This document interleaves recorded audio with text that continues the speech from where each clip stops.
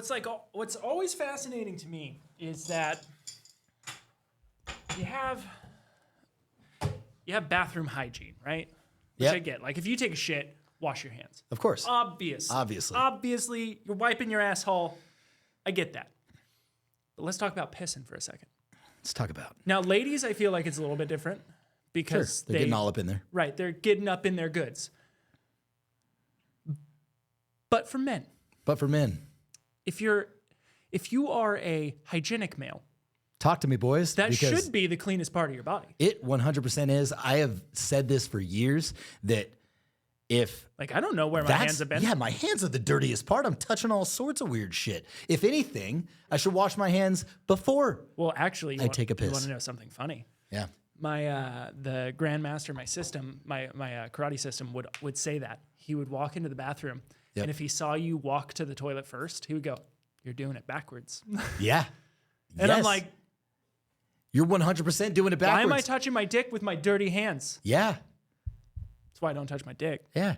I mean, usually what happens is after you shower, your dick goes inside of a set of boxers, inside of a set of pants, Generally. and stays in there by himself. With his two friends. With his two friends, completely unobstructed from the world around us. Just hanging out in their little hammock. But these grubby little paws are touching all sorts of weird shit. They're up in my boogers. Mm-hmm. They're up in my food. Might have even scratched my ass. Probably scratched my ass. Probably did several times. 90% chance it scratched my ass. Would you wipe your ass and grab your dick? No, the answer is fucking no, Nolan. I would clean my ass. It took me a second to because you said wipe, but my brain still heard scratch. Okay. Yes. So I was like, no, would you scratch? Yes. Yes. No. Maybe. Where am I? You don't have to hold it out of the toilet when you sit down. Well, but this is also why I have a bidet. You do. I have a bidet. Very European of you. Very sanitary in general. I'm just saying, for all of those individuals out there who don't have a bidet. For all of you individuals out there that haven't had the satisfaction of cold water squirting up your ass, listen up. You got a poopy butthole. I don't. My butthole's clean as a whistle. He doesn't have to shower before sex, is what he's trying to say. My asshole, after I poop, spotless. Pristine.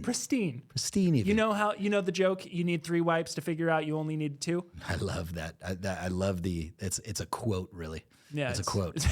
It takes it's a stoicism quote. And here's how it really goes. Marcus Aurelius. It's stoicism. It was somewhere in the Daily Stoic I read.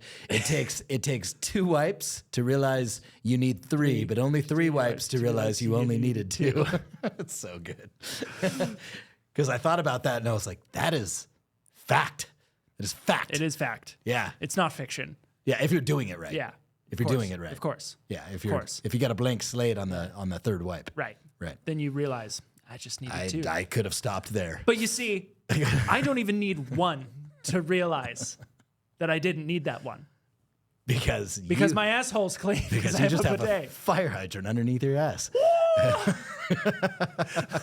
Listen. What kind of PSI is that set on? Oh, it can go. What's the thickness of the stream? Can you adjust it? If you need a little thicker stream? You can make it go soft. You can make it you fucking crank it all the way up. Oh, yeah, dude. Mine's one that has hot water, so... Oh, hot water. I can also have hot water, but I got to be honest with you. I like the cold. A hot water butt flush. I like the shock of the cold. It hits you and you're all, I'm awake. Yeah. It's like a cold plunge, but not. It's like a midday pick me up, you know what? I hope all the run your life like this gurus, you know, the ones that are like the morning routine is the most important routine, you know. Dude. Those guys that are like, you wake up and then you got to meditate and then you got to, you know, and I'm not knocking on meditation. There's time and a place, but it's the guys that are like, well, what is your morning routine? It's like, first I grab a warm glass of 8-ounce water and because I let it sit out overnight. I squeeze a lemon in it. Yeah. And I'm like, the last thing I want to do when I wake up is cut a fucking lemon and put it in the first thing I want to do is get some coffee. And I did it. I did the whole, I'm going to wake up and like the whole morning routine and then meditate. And I will tell you this, that I did it. I did like the glass of water and kept it like lukewarm and then did the lemon squeeze and I tried all the thing. I'm not knocking it before I tried it. And I'm not even knocking it because I felt great, like meditating and doing the thing and doing the, not touching my phone. And then I went back to, just to see, back to back, what is it like waking up, grabbing my phone, laughing at some funny Instagram reels, grabbing a cup of coffee, reading the news, and I fucking like it better. And it starts my day better. Hey, and that shit works for me. You know what? Yeah, so fuck your morning routines. If it works for you, if it works, I want to jump in on this morning routine thing real quick. Okay. All right, first off, if you like room temperature water first thing in the morning, that's fine. More power. Go fuck yourself. But more to I'm telling you right now, ice cold fucking water first thing in the morning. It's great. There ain't nothing like it, dude. No. Nothing hits your soul harder than that ritual It's an ice cold water. It's an internal cold plunge. Dude, listen. Those who are telling you to drink room temperature water, they don't want you to succeed. No. They don't want you to win. Don't listen to them. They want you to stay at the bottom. Don't trust them. They don't have your best interest at heart. No. Everyone knows ice cold water. Absolutely. Embrace your Viking heritage. True. Even if you don't have it. Even if you don't have That's it. how you get it. So that goes back to like the morning routines, and then I do the cold plunge. I don't, but you hear the guys talk about it, and I do the cold plunge. But for you, it's like the bidet, because like one of the first things we do in the morning, hopefully if you're a regular guy, Clean yourself out. you take a shit, Yeah. right? And so you're really kind of getting in there. It's like having a cold plunge. Have you ever had a from cold the plunge outside in? from two different directions inside of yourself? No, that's, yeah. Do you mean drinking ice cold water and then like having it ram up your ass at the same time? that. It's beautiful. That's the morning routine we all need. Poetry. It's poetry. It's called the dual entry cold plunge. It's the double. It's the duel of fates. it's the double fisting of cold plunging. Really, Really, is quite. what's happening. Yeah. Quite. So, I saw The DP cold plunges. And I am not sitting here endorsing Andrew Tate by any means or any of like the things that he does, but I saw something because if you're on social media, you can't not see something from Andrew Tate because he's on every fucking channel you will ever find. Do you know why he's on every fucking channel? How is that So possible? you know his Hustlers Academy or whatever that he had? Yeah. Okay. The Hustlers Academy. Yeah. Do you want to finish what you were going to say first, or you want me to keep going? Go ahead, and then I'm going to tell you something about Okay. Okay. So in his fucking Hustlers Academy, where he screwed people out of a bunch of money, well, yeah, it was a scam. Right. So he screwed people out of money. Yep. One of the things was to post videos of him. That was like part of their coursework, was to post social media videos of Andrew Tate. Wow. What a after he got banned off all the social media channels. Before, during, and after. Oh, before, during, and after. Yeah. Oh shit. Yeah. So it's just like the entire like legion of dudes getting fucked. Yeah. So Yeah, like, how did Andrew posting. Tate like 1 year ago all of a sudden end up? Prolific. No matter where you looked, there was Andrew Tate. Right. That's how. Interesting. Yeah. I did not know that. Yeah. So what we're gonna do is we're gonna start yelling at people while being backhanded and absolute pieces of garbage.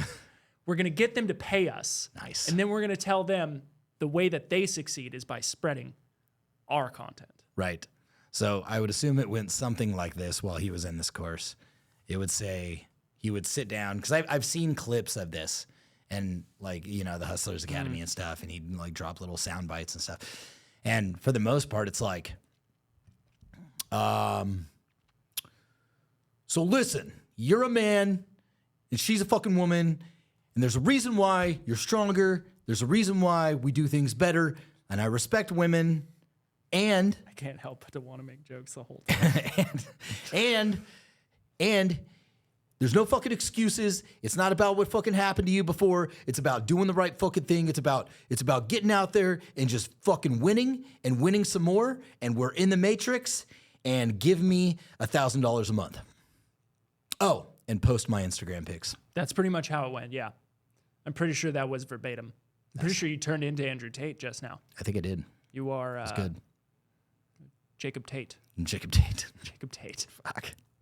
I wonder how many I wonder how many Tate lovers were going to piss off right now. Like at maximum, like 3,000. Dude, That's, listen, that's the only amount of people that listen to this.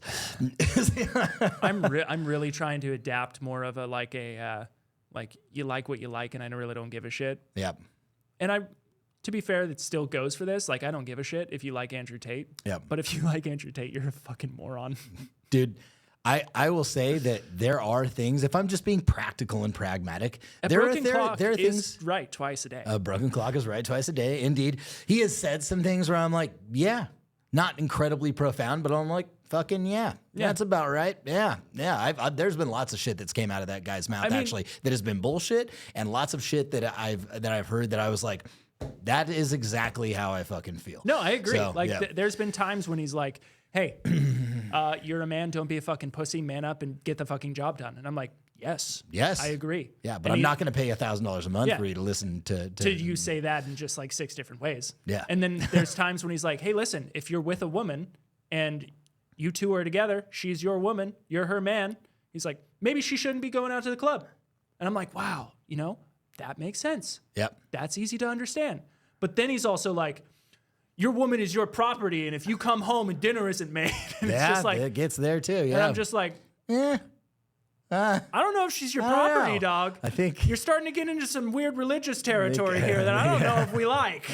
You might have taken that to the next level. Yeah, but going back, it was all about the cold plunge, and he was sitting in, I forget what it was. He said, I think he was in a cold plunge. He was he was sitting in a spa, is what it was. He was like, I wake up and I go in the fucking spa, and you dumb motherfuckers get up and you take a fucking cold plunge. And he's like, I still have millions of dollars, and I can still kick the living shit out of you. Because if you guys don't know, he's like some sort of a champion kickboxer in some realm, in some kind. I don't know the details behind it. I know he's won some awards. I would honestly You'd love to fight Andrew Tate. I would love to fight Andrew Tate. I know he's. I know the dude can fight. I know that, right? So he basically just kind of lokes up and says, "Listen, I don't have to do the fucking cold plunge, and I still do all the cool shit that everybody else wants to fucking do. So fuck you and fuck your cold plunge." And I was like, "It's fair. Sick. It's fair. Yeah, fair enough." But it's also one of those things. It's like you're a grown ass man.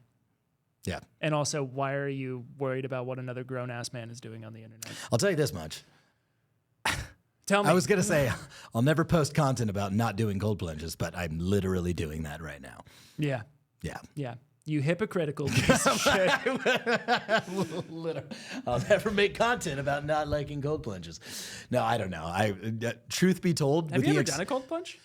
I've never done like on the Cold Plunge podcast. I've never done a formal cold plunge like in an actual like ice bath. What I have done is jumped in a really, really, really cold fucking lake, a really, really cold river, and it is invigorating as a motherfucker. Yeah, it is great. I've taken the cold showers, and yeah, you feel good, and it wakes everything up. But how long did you say submersed in this cold lake? 10 minutes, probably 10, 15 minutes. Really stayed that's a under good that amount of time. Yes. Yeah. And it feels great. Like it wakes you right up, and all the endorphins are going. Everything's all fucking tight. Yeah. You're all, it is amazing. Feels like you could move a mountain, to be honest. Don't do it. Yeah. I feel like I don't have time. Well, I just don't know. Then I'd have to put that somewhere too. And I don't know where I would put that in my house. Yeah. Well, it would end up here in Sweet Alps. Everything I've ever wanted that my wife is like, that's not going to come inside this home. It does. It ends up at Tacticon. Sweet then Sweet Hell. And it's just this like graveyard of shit that I didn't, that's not allowed to be in my house. It's like never ask a woman her weight, a man his salary, or Jake Dines where his Christmas decorations go. Dude, even up to, I purchased a car one time without asking. Me too, man. This is a really funny story, actually. I bought a car. I didn't ask her. I just bought it. That sounds like a bad idea. It was a bad idea, and let me tell you something. Then this idea popped into my mind while we were in an argument. She was really mad about something else that I had done, and she's giving it to me pretty good on the phone, right? And I thought about something. I had a friend of mine a while back that had got locked up, right? He got locked up, and he was able. He did two bad things kind of back to back, right? And when he went to court for it, The judge basically allowed him to serve his sentences concurrently because before he had been truly like convicted for the first thing, the second thing had happened. So instead of like stacking the convictions, they said, we're going to allow you to serve your convictions concurrently, meaning he had 4 years for one thing, 4 years for another thing, but he just had to serve 4 fucking years. That's convenient. Right? Yeah. Right. So I thought about that. My mind went there. She's ripping me up about this shit. She's like, da-da-da-da-da. At this point, she doesn't know I bought the fucking car. It's here like at the shop. And I'm like wondering how I'm going to tell her, hey, I got this fucking car. Such a bad way to cope. And this is not the marital advice podcast, by the way. So I wait until she's just super livid. She's really mad. And I thought to myself, this would be a really good time to drop the fact that I bought this vehicle without asking her. Wait, or without consulting her. Was this the Ferrari? This was the Ferrari. This was the Ferrari. Yeah. And so, Honestly, you and I, you were there when we took delivery of it. I was there. We drove it. We that drove night. it that night. It was we sick. drove it like fucking madmen. Yeah, that we night. did. Yes. Probably shouldn't have done that. No, definitely not. Not with those tires rubbing. No, it was really gnarly. Yeah, when we picked it up, it was a used Ferrari, and I think it was owned by some rapper. That's what the guy that sold it to me from the dealership over in Florida said. I think that this is some Miami rapper. And when we got the car, it was because it had like 24-inch dubs which on an tracked, F430, dude. And I was like, what the fuck? Where you hit the slightest bump, it's all. It's like rubbing, and I'm like, this is not a race car. This was a car to look cool. So I threw stock rims and tires back on it. But this was besides the point. That car stayed here until I mustered up enough courage in the midst of her like getting really, really pissed at me, where she's really, really mad. And I was like, you know what? I could serve my sentences concurrently on this. This is exactly what I thought. And then as soon as I found a break in the conversation, I was like, yeah, you think that's bad? I bought a Ferrari. And she was like, what? And here's what it did, man. Maybe this is marital advice. I don't remember what that first thing was. And she doesn't remember what the first thing was. It literally wiped it off the slate. Well, like, until I show her this podcast. We weren't even like arguing about that anymore. It was just like, boop, here's some bad news. And now this is the problem. And I was like, sweet. Other one canceled. Honestly, that's horrible marriage advice. Terrible. But it's really good marriage advice. Yeah. It's a catch-22. It's a catch-22. Because that's don't do that. Yeah. There's a word for that. There might be There's a word for that. Do you know what the word is for that? In any, if you were to sit down in any counseling session, and anybody with any insight is like from an LMFT would probably say that is textbook manipulation.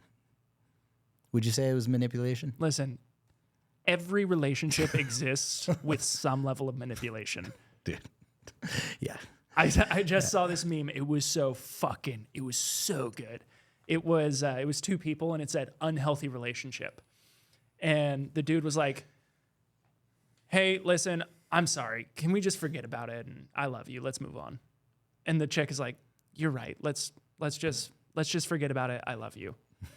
And that was the unhealthy relationship. Okay. But the healthy relationship was just like lines of text. We need to work through this. Let's discuss this. How does that make you feel? These are encountering my traumas. We need to unpack this. Dude. And I was just like, there's something to that. There is something to that. There's something to that. You know what I heard the other day coming from an actual licensed therapist? It was on some video that it was a podcast I was listening to, and I forget what her name was or what podcast it was on, but I do remember this.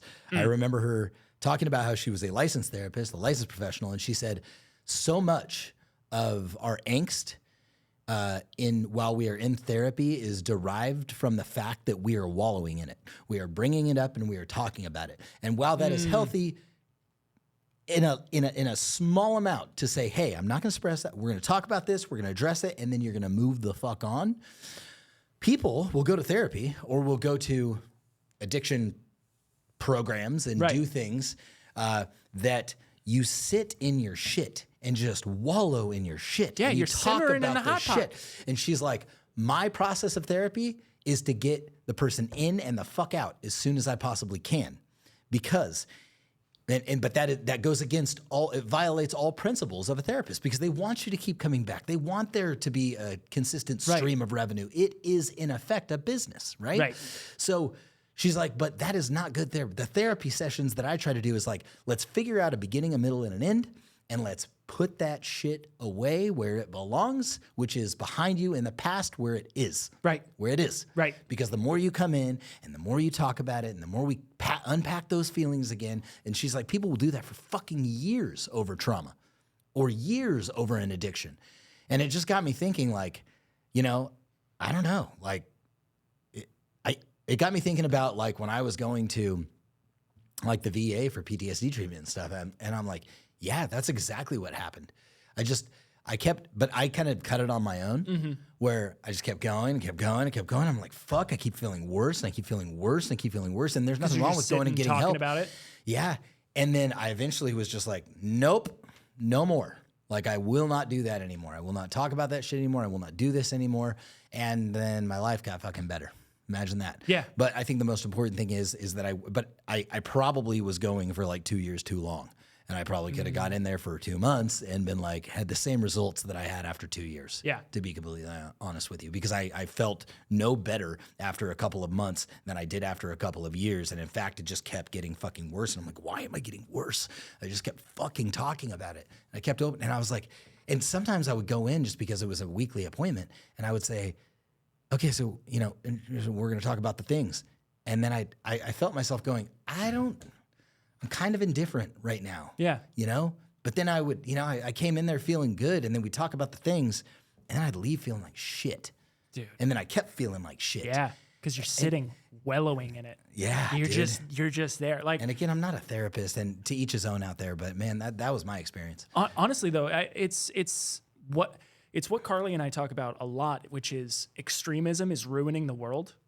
And it's too much extremes in too many different directions. Yeah. It's like you're either shut off emotionally completely or you're way too empathetic and you ruin everything for everyone. Yeah. So it's like, hey, there's some balance. It's like, hey, maybe you should feel it sometimes. Maybe you should go to therapy. Maybe you should talk about it. But then there's also some times maybe you should bottle it up and just punch a hole through the drywall.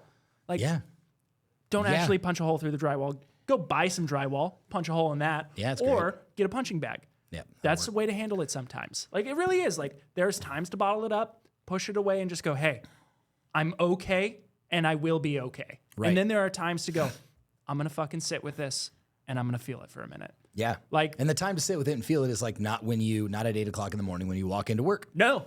It is not at your... That's never the time. It's not at your best friend's wedding when you're standing next to him as he's getting married. That's when you bottle that shit up and you tuck it away into the corner for that rainy day and you're standing outside and you go, life hurts. And then you just cry and you just let it out. Yeah. And then when somebody's like, are you crying? You're like, no, it's raining. It's raining. Yeah. It's raining. Yeah. There's something that, I've been like battling with this, whether or not I wanted to give it a Shooter McGavin, a little shot, but there's a lot to be said about like trauma and hallucinogenic medication, right? Microdosing, right? Yeah.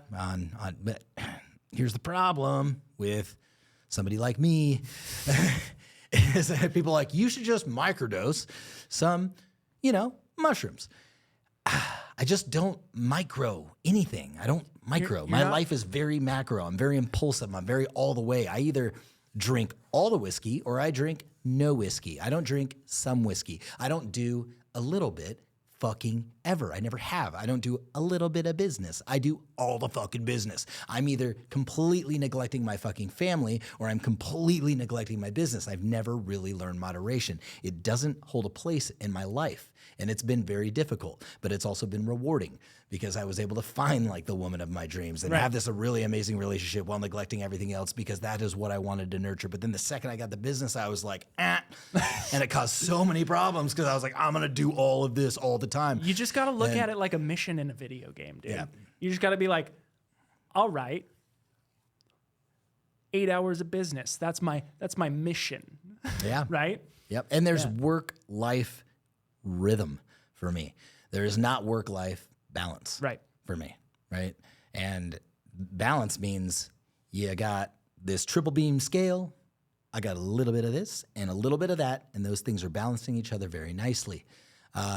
For me, it doesn't operate. I can't operate like that. The rhythm is I have a certain amount of hours every week that I will execute these things, and I will allow myself to do them consecutively sometimes for 3 weeks. And then it's like every third week, I know I'm just going to take a couple days and just really fucking spend it unfettered access, to my children. And I'm not saying I work 7 days a week and completely ignore my family. What I'm saying is like, that's not even the exact rhythm that I go through. But what I'm trying to say is like, I have this thing where I've built rhythm into my life, both in the mornings and in the evenings and on the weekends, where I get things done sometimes while I'm doing the thing. So pack my son up in a little rucksack, right? And I need to take some fucking phone calls, business phone calls. He's getting a kick out of it. He doesn't care if I'm paying attention to him. He's behind me anyway. Great time. But he's having a great time. I saw that little backpack today, dude. Yeah. I want to be in that backpack. Yeah, it's great. It's a great thing. But I can get stuff done while I'm doing it, right? It's this rhythm. There's no balance. That's not a balance of like, you could never define that as balance.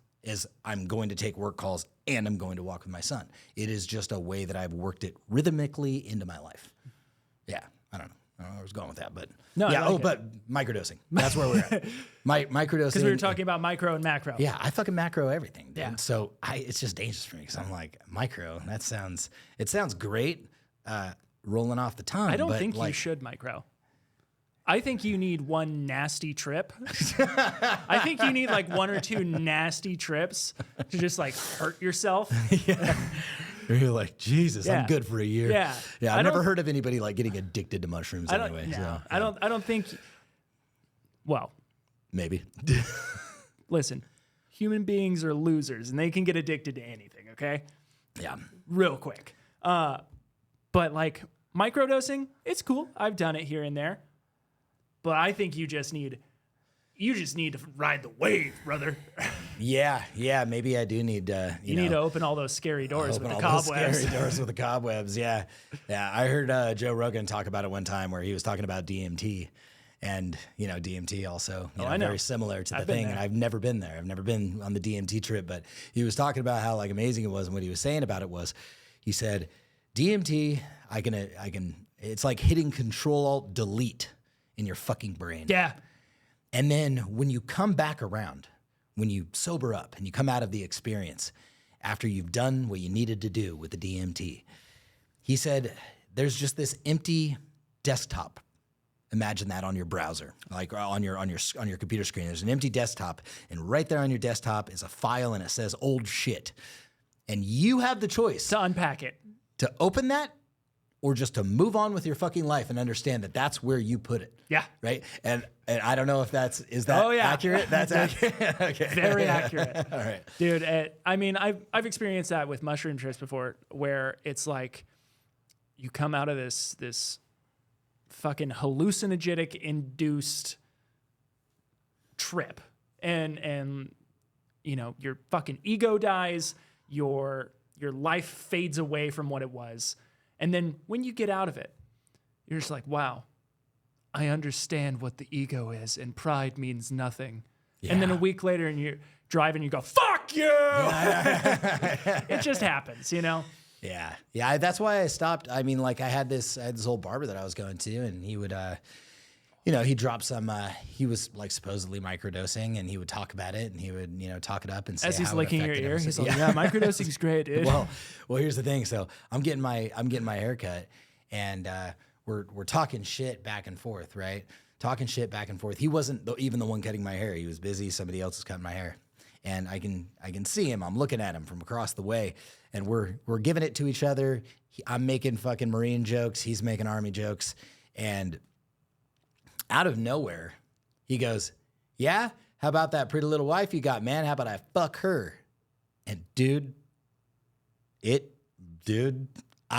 there's levels you don't go to. Yeah, and that's one of them. And the barber that was cutting my hair leaned in and said, he overshot the mark on the microdose today, dude. Just leave it alone.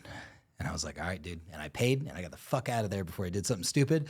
But I never went back, and that was really my last time at that barber. Listen. So I was like, I'm done here. Like, that's it, I can't lie about that. I went back into that shop, but I'd hit up, I'd hit up the other guy, and I'd be like, yeah, is he in today? You know, I don't want to don't want to call anybody out. I'm trying to be fucking respectful here, but you know, I'm like, I don't want to see the motherfucker. That's a dangerous zone. It's a dangerous zone, dude. That's a dangerous zone. Yeah, there was a line, dude. You never say that about another man's wife. I'm like, that's where we're going here? Like, that's where You never say that about a politically right-leaning male's wife. I was like, dude. I'm pretty sure that's it's requested in other circles. You lost your fucking mind, man. Yeah, it's requested. It's requested. Yeah.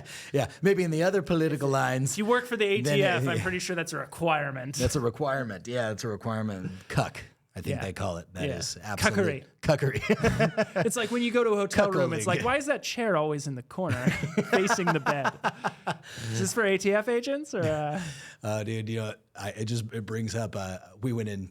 We took a family trip up to Tahoe one time, and we walked into one of the bedrooms in the hotel, and there was a fucking handprint on the headboard. Oh, and yeah, you told me that. My daughter, did I say it on the podcast, or was it? I don't think you said it on the podcast. Yeah, there's just a handprint on the headboard. My daughter's like, "There's a handprint on the headboard," and my wife was like, "Oh God," and she, "Why? Hands don't go on headboards," and I was like, "Oh God." And this is Riley. What's up? Was this Riley or Jay? Yeah, it was kind of both of them. They were both they were like trying to figure out why a handprint would be where it was on the very top of the headboard. They were obviously jumping on the bed. And I think that's where we went with that. Oh, babe, they were just probably jumping on the bed. Yeah. And clearly, look, I'm jumping on the bed. Yeah. Gotta balance myself. Look, see, let me reenact how the hand could possibly get there. So we called down front desk, had the sheets changed, and you know, if you didn't wipe just in case, you know. Yeah, can you just wipe down the headboard? We see there's still a handprint there. And we'll also change the sheets, please. That'd be great. Yeah, just in case you didn't, do the thing. You know what's fascinating? You can't smoke in a hotel room, or else you'll get a fine. But you can come on almost anything in a hotel room, and they're not going to fine you. Have you guys thought about that before? You can put cum almost anywhere in a hotel room. Yeah, you just jizz all over the remote, all over the place. Anything on that the somebody's ceiling, gonna touch, pillow, just everywhere. In the sheets, in the on fucking, the toilet on the seat. phone. Doesn't matter. But if you light up a goddamn cigarette, oh, dude, it's game over. Game over. $500 fine. Yep, all day. Fuck, dude. Speaking of fines and taxes. 11% excise tax in California. Yes. That's coming into play, what, the 15th? July 1st. Yeah, July 1st. July 1st in California, 11% excise tax going into effect. And from what I heard from Austin, that is pickup date, not buy date. Oh, that's if you have a pickup date of July 1st? I believe so. Oh, no shit. Yeah, I'd have to re-look into that. Yeah, so if in California, go ahead and get that stuff. Get your shit. But we were asked a really good question, which was, what can you do as a Californian to combat it? What can you do to avoid it, combat it, things like this? One, you can start. Never mind, I probably shouldn't say that joke. Breaking the law? That'll get me removed from YouTube for political extremism. Were you going to say not paying your schmaxes? No, I was going to say mail order guillotines. Well, going to your representatives and absolutely yelling at them, letting them know that it is 100% a break of their oath of office. Because that's called infringement. And you can send them a copy of the definition of infringement. That's one way. But another way, a fun little way, if for some reason you were to be gifted from a friend of yours. Not in this state? Not in this state. Okay. A piece of firearm equipment. Yes, because they were just so kind. Because they thought of you one day. They were at Shields. They were at some sort of store. They were just looking at that stuff, and they said, wow, I bet Jake would really like this. I bet I would. Yeah. And they I never asked. No. Didn't ask. They just got it for you. Yep. And they gave it to you. Because they thought I would like it. Because they thought you would like it. Completely unprompted. They living in another state are not bound to that 11% treason tax. Yep. So, and then it's yours. Can you talk about the, well, before I forget, this, my friends, could be a way around this is you just let your friends know that you really like. It's like a wish list. So yeah, just have a little wish list going on. Like yeah. a Christmas list. Yeah. Yeah. Yeah. Like, this is really what I want from Santa. Yeah. Guys. Something you might find in a link tree from an OnlyFans patron or something. You know, my Amazon wish list. My Amazon wish list. It's yeah. You could do that. Just throwing that out there. Just throwing it out there. Yeah. Yep. Can I read you a tweet? Oh, can I show you two things? I would like you to show me a thing, but I would also like you to, hopefully if we remember to put this up on the screen, if you could find it. Okay. It was the thing you told me about because I've seen it before. It was the George Washington meme. Oh, me and my buddies were stacking bodies by now. Yeah. Yeah. Yeah. We had 2% tax. And we were stacking bodies. And we were stacking bodies by now. You guys are a bunch of pussies. Yeah. It's just George Washington standing there all tactical out. Yeah. So the first thing, somebody turned me into an animation. Oh, they did? You show this on the what?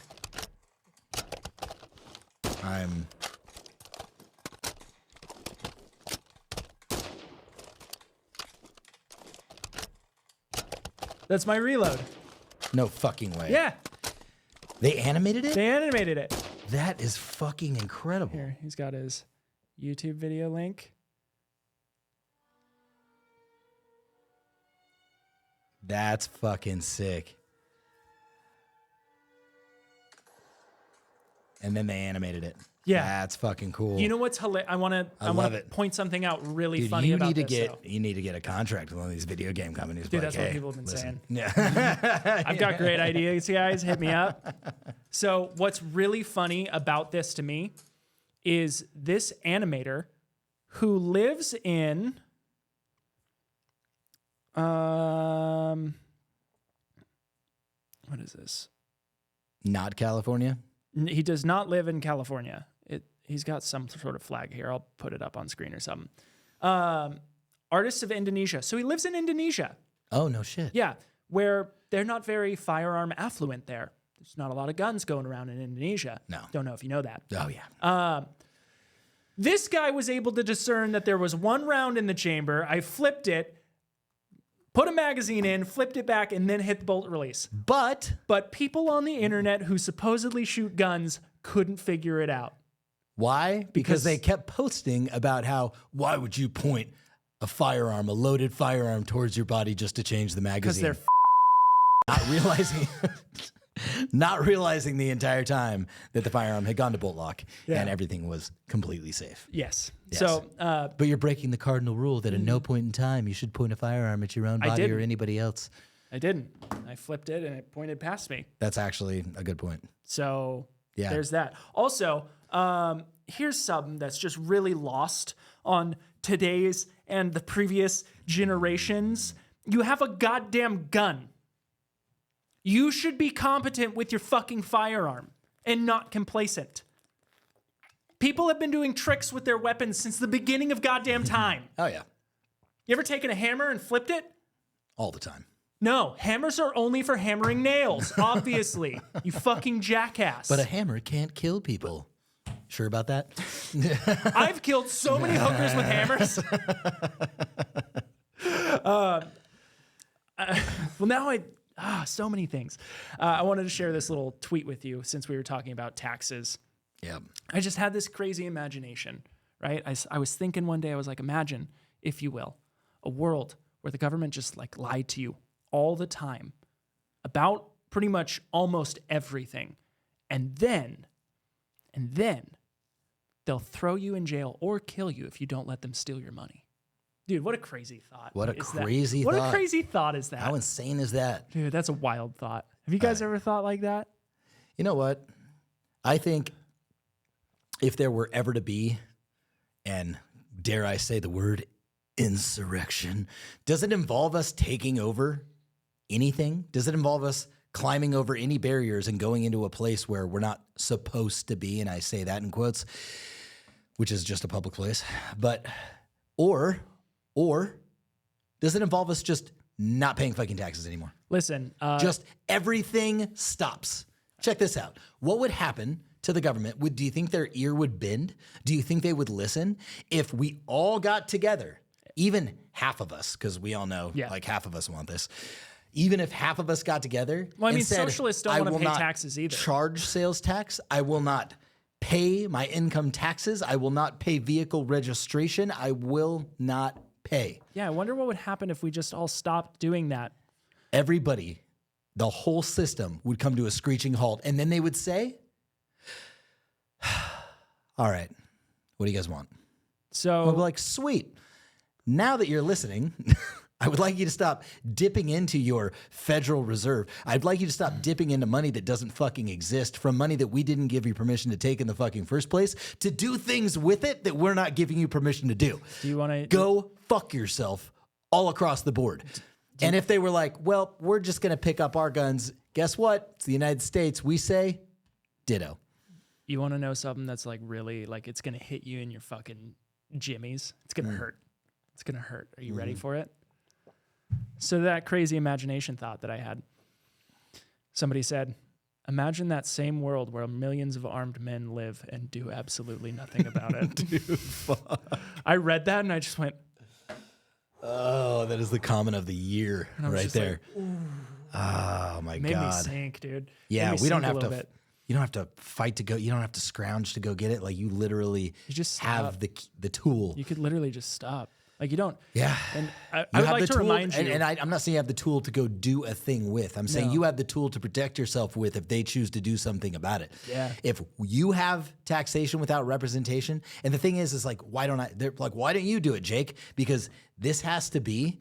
And dude, watch our shit get shut down so fast after this. But this has to be a collective where enough big people start talking about it, and this wave has to push to the point where people with way more influence than we have. Do you think we could all make it- collectively get together and at the same time say, on this date, we just all stop? And everybody says, yep. Just like the strike. You know how people strike? Oh, yeah. Okay. So people strike. They go outside. They throw up their fucking signs and they say, we are on a union strike. We are not getting paid, and if we we just will made it not indefinite? work until we get paid. Yeah. Well, we just won't pay until you stop preventing us from any level of representation of what happens with that fucking money. Right? Yeah.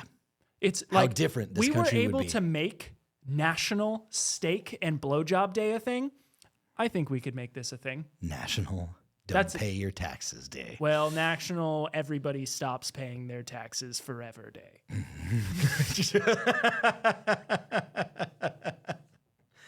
Oh, evil shenanigans. That's all. Homies were able to communicate with quill and paper at nighttime and meet up at a harbor. I'm sure we could do something with a text message here, guys. Just saying. Dude, can you imagine? Can you imagine all the people, as John Lennon so eloquently put it? Or was it the other guy? It wasn't Lennon. No, it was the John other Lennon. guy. No, it was the other guy. No, It was the Mike. Who's the other fucking Beatle? it was John Lennon. Was it? Imagine all the people. Oh, I thought it was. What's the other guy? It's not Rusco. No, the fucking other guy. The only one. There was like 4 Beatles. Yeah, and I so don't this- remember any of their names other what than if I John said Lennon and it? Rusco. No, it's McIntyre, McElroth, Mark. Here comes the sun. Damn it. Okay. But yeah, imagine all the people. Why? See that ADHD. It's a hell of a. It's a hell of a drug, It's a hell of a kids. drug. Kids do not get it. Don't let your kids do ADHD. Don't let your kids do ADHD. Yeah, I will. Paul McCartney. Jesus Christ. Definitely not Paul McCartney. It was not Paul McCartney. 100% All not. that for Nothing. Nothing. Yeah, just a fucking It was, total. it was the one banging Yoko Ono, John Lennon. Yeah. Yeah. All right. But yeah, imagine all the people though, like really, like coming together and saying, nah, I'm fucking done. No, absolutely not. Until we get a 10% Flaxseed. flaxseed. Until we get a 10% flat tax across the fucking board. And then you have to get permission to be able to draw funds. Not Congress, fucking us. Send it to a vote. The entire fucking nation. Every time you want to spend over a certain amount of money to anything that we didn't already approve for a certain period of time, you have to come and get permission to spend our fucking money because that's exactly what it is. It's our money. It's not a bad idea. Yeah, what are they doing? It's not a bad idea. Oh, they're fucking giving it. I've just... Listen, I'm just going to say right now, how about we just stop funding wars? Mm-hmm. That might be a good idea. That's probably a good one. It'd be great. That'd be a great one. Oh, no. Except then... something about towers. No, that's leaving my brain. I can't. Yeah, I don't know. But yeah, we could. I mean, Americans have that power. Yeah. Did you know? Fun fact of the day, FFOTD. Yeah. Civilians are not contracted into the Geneva Convention.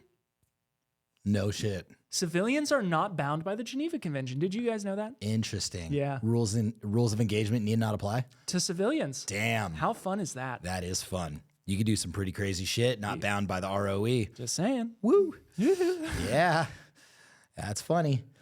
Yeah. Reporters, you know, they throw a fucking, like when they go out and they fucking deploy with that. Cause I finally saw the Civil War movie, by the way. How was it? This is the conversation I was having. My wife and I watched it last night. And it was terrible. It's a terrible movie. There were some things that I could appreciate about it. Right, there were some things that I could appreciate about it. I did like the fact that they kind of planted the seed of what it would look like. I did like the fact that it was legitimately to go, like, schwack a fucking president. El Presidente. El Presidente, who was clearly going tyrannical. Yeah. Right? Like, I did not expect that. I didn't expect it. I was like, oh, it's just going to be like people on people, left versus right, north versus south, east versus west, whatever. And I was like, holy shit. It was not. It was absolutely them going in and saying, nope, you done fucked up. We're taking you out. And the way they did it, where they just walked in. Can I get a quote? Right, that last line in the movie. I haven't seen it, so I don't know. Oh, you haven't seen it? You haven't seen it? Yeah. So I thought you went with everybody when we did the company function down there. Yeah, that's right. I stayed here and worked. Okay. All right. Fair enough. We were both here. We were working buddies. We were working buddies that night. That's right. That's right. We were the only people that didn't see. Anyway, so at the end of the movie, the reporter, it was kind of all about reporters kind of following the Civil War. It wasn't really about the Civil War in general. And he leans in to the president, like right before there's like 4 dudes around him that are ready to just put the last round in him. And he says, can I get a quote? And the president said, please don't let them kill me. And the reporter said, yep, that'll work. Can I get a last quote, right? Can I get a quote? And please don't let them kill me. That just, like, without seeing the film or being able to say really anything about the film, that just brings to my mind a quote. You don't hate journalists enough. You think you should. You think you do. You don't. You don't. It was just, it's exactly what because if you look at what happens when a man who has done so much damage, when a man loves a woman, when a man who has done so much damage, who's gone so tyrannical, and you see them in their final moments, right? They're all the same. They're all the same. They have the same fucking look in their eye. It's, oh my God, I'm going to die, right? All of them, fucking Gaddafi, all of them. They just have that last final, like, oh my, Saddam, just, oh my God, they're going to fucking kill me. The guy who killed Hitler writes about it. Yeah. Yeah. Really? Yeah. He writes about the look in Hitler's eye before he killed him. He was fucking terrified. Like, super scared. This is it. Right? This big badass, this big badass motherfucker. Yeah, so I get it now. I wasn't even, he just fucking baited me down that fucking joke. Yeah, okay, he killed himself. Okay. I don't even know why I was agreeing with you. I was just trying to get to the next thing that I wanted to say, and I actually wasn't you even weren't listening. You sound like my just wife. wanted to talk over me. You just wanted to talk over me, and so you gave me a fact that wasn't true, and I started like, the guy that gave, you did, you got me good, you fucker. I got you good, chicken fucker. Yeah. Well, this was supposed to be like 20 minutes. It was supposed to be 20 minutes, and it was a lot longer than 20 minutes, and but wait, we're not done yet. But wait, there's more. There is more. We've been on a roll though. We have. It's been great. Yeah. What's crazy is like after this podcast is literally another podcast. But the thing is about the podcast that you're about to listen to is it was done with somebody else, not Nolan. It was done with me and somebody else. I replaced him with Nolan. And the next podcast is legitimately a business podcast. It is, so for those of you that want to stick around, it is a student that's in the 2A Pro course, and all he was doing was just asking me a bunch of business questions that he had. He came to the office because he's local, and he was like, hey, man, I want to ask you some questions. And I said, hey, man, you want to go do this on a podcast? And maybe it could benefit other people. So he's going to go through and ask me a bunch of questions about the business. He's going to go ask me about what my thoughts are on X, Y, and Z and why I do things. And I explained that to him, and I explained that to you because it was all filmed. So if that is something that you're interested in, please stick around and listen to it. And we're going to put it up right after this. And, obviously get in the Discord, you naughty little bastards, if you're not already there. Nellies. Yep, it's quite nice. I'd have to say quite. Get in the Discord, links down there. If you want to be a part of this 2A Pro course and build a massive business in the Second Amendment space, we help you do that. That link is down there to enroll. And with that, we bid thee. Acquiv. All right, guys, today we've got kind of a special episode because one of the students in the 2A Pro course, I'll let him introduce himself in a second and when he does, but came in. We were going to sit down in my office, and actually you had some questions for me. And the second you started asking him, I was like, why don't you just ask me these on camera?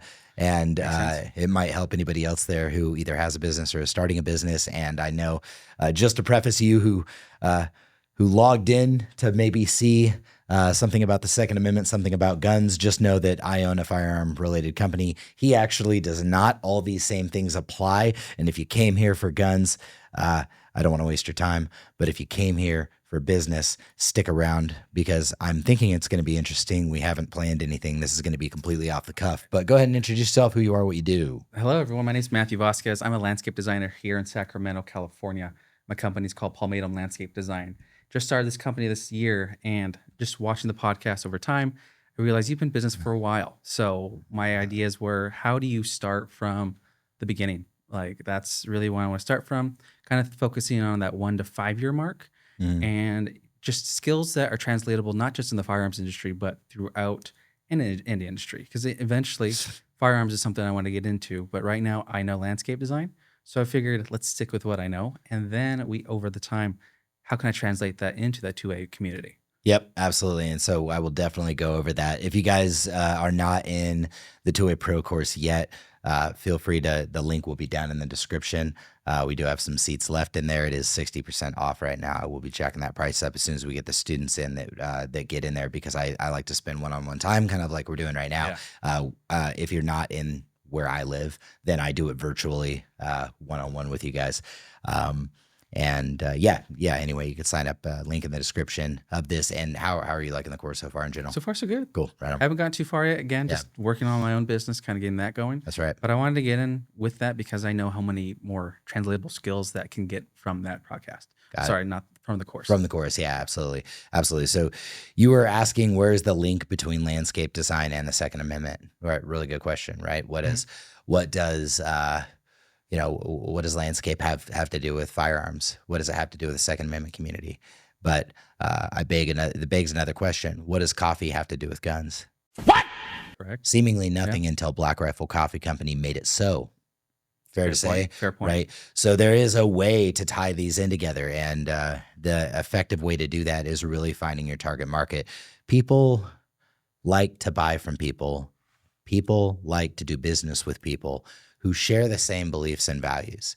And if you can, now keep in mind that by doing this, you will ostracize the people who don't like guns.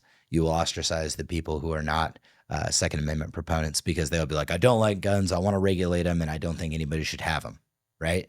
They're clearly, if you've got a 2A purpose-driven company inside of your landscape design business, then they may see you as kind of a threat, or just, hey, I'm not going to do business with that guy. But that's the bad news. But on the contrary, the good news far outweighs the bad news. And the reason why is because those people are going to be more loyal, come back to you, and essentially even pay you more money, because this guy who I'm doing business with, you already automatically have a connection. You've already established that both of you are proponents of the Second Amendment. You understand the importance of our fundamental constitutional rights, and immediately you share the bond. That bond goes as far back as, have you traveled outside of the country? No, but to your point though, I have had some clients where the Second Amendment has come up on topic, and it's been great, and I love working with those clients. Right.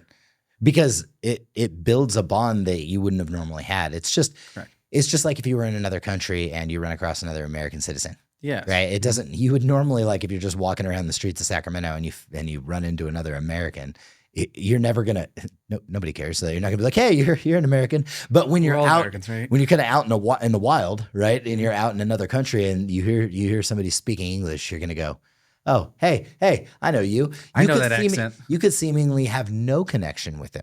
They might be, a complete gun-hating liberal. Must be a liberal sissy. Must be a sissy boy. At that point, but you're still going to make the connection of, hey, we're both Americans. There's a common bond here. Let's have a conversation for a few minutes.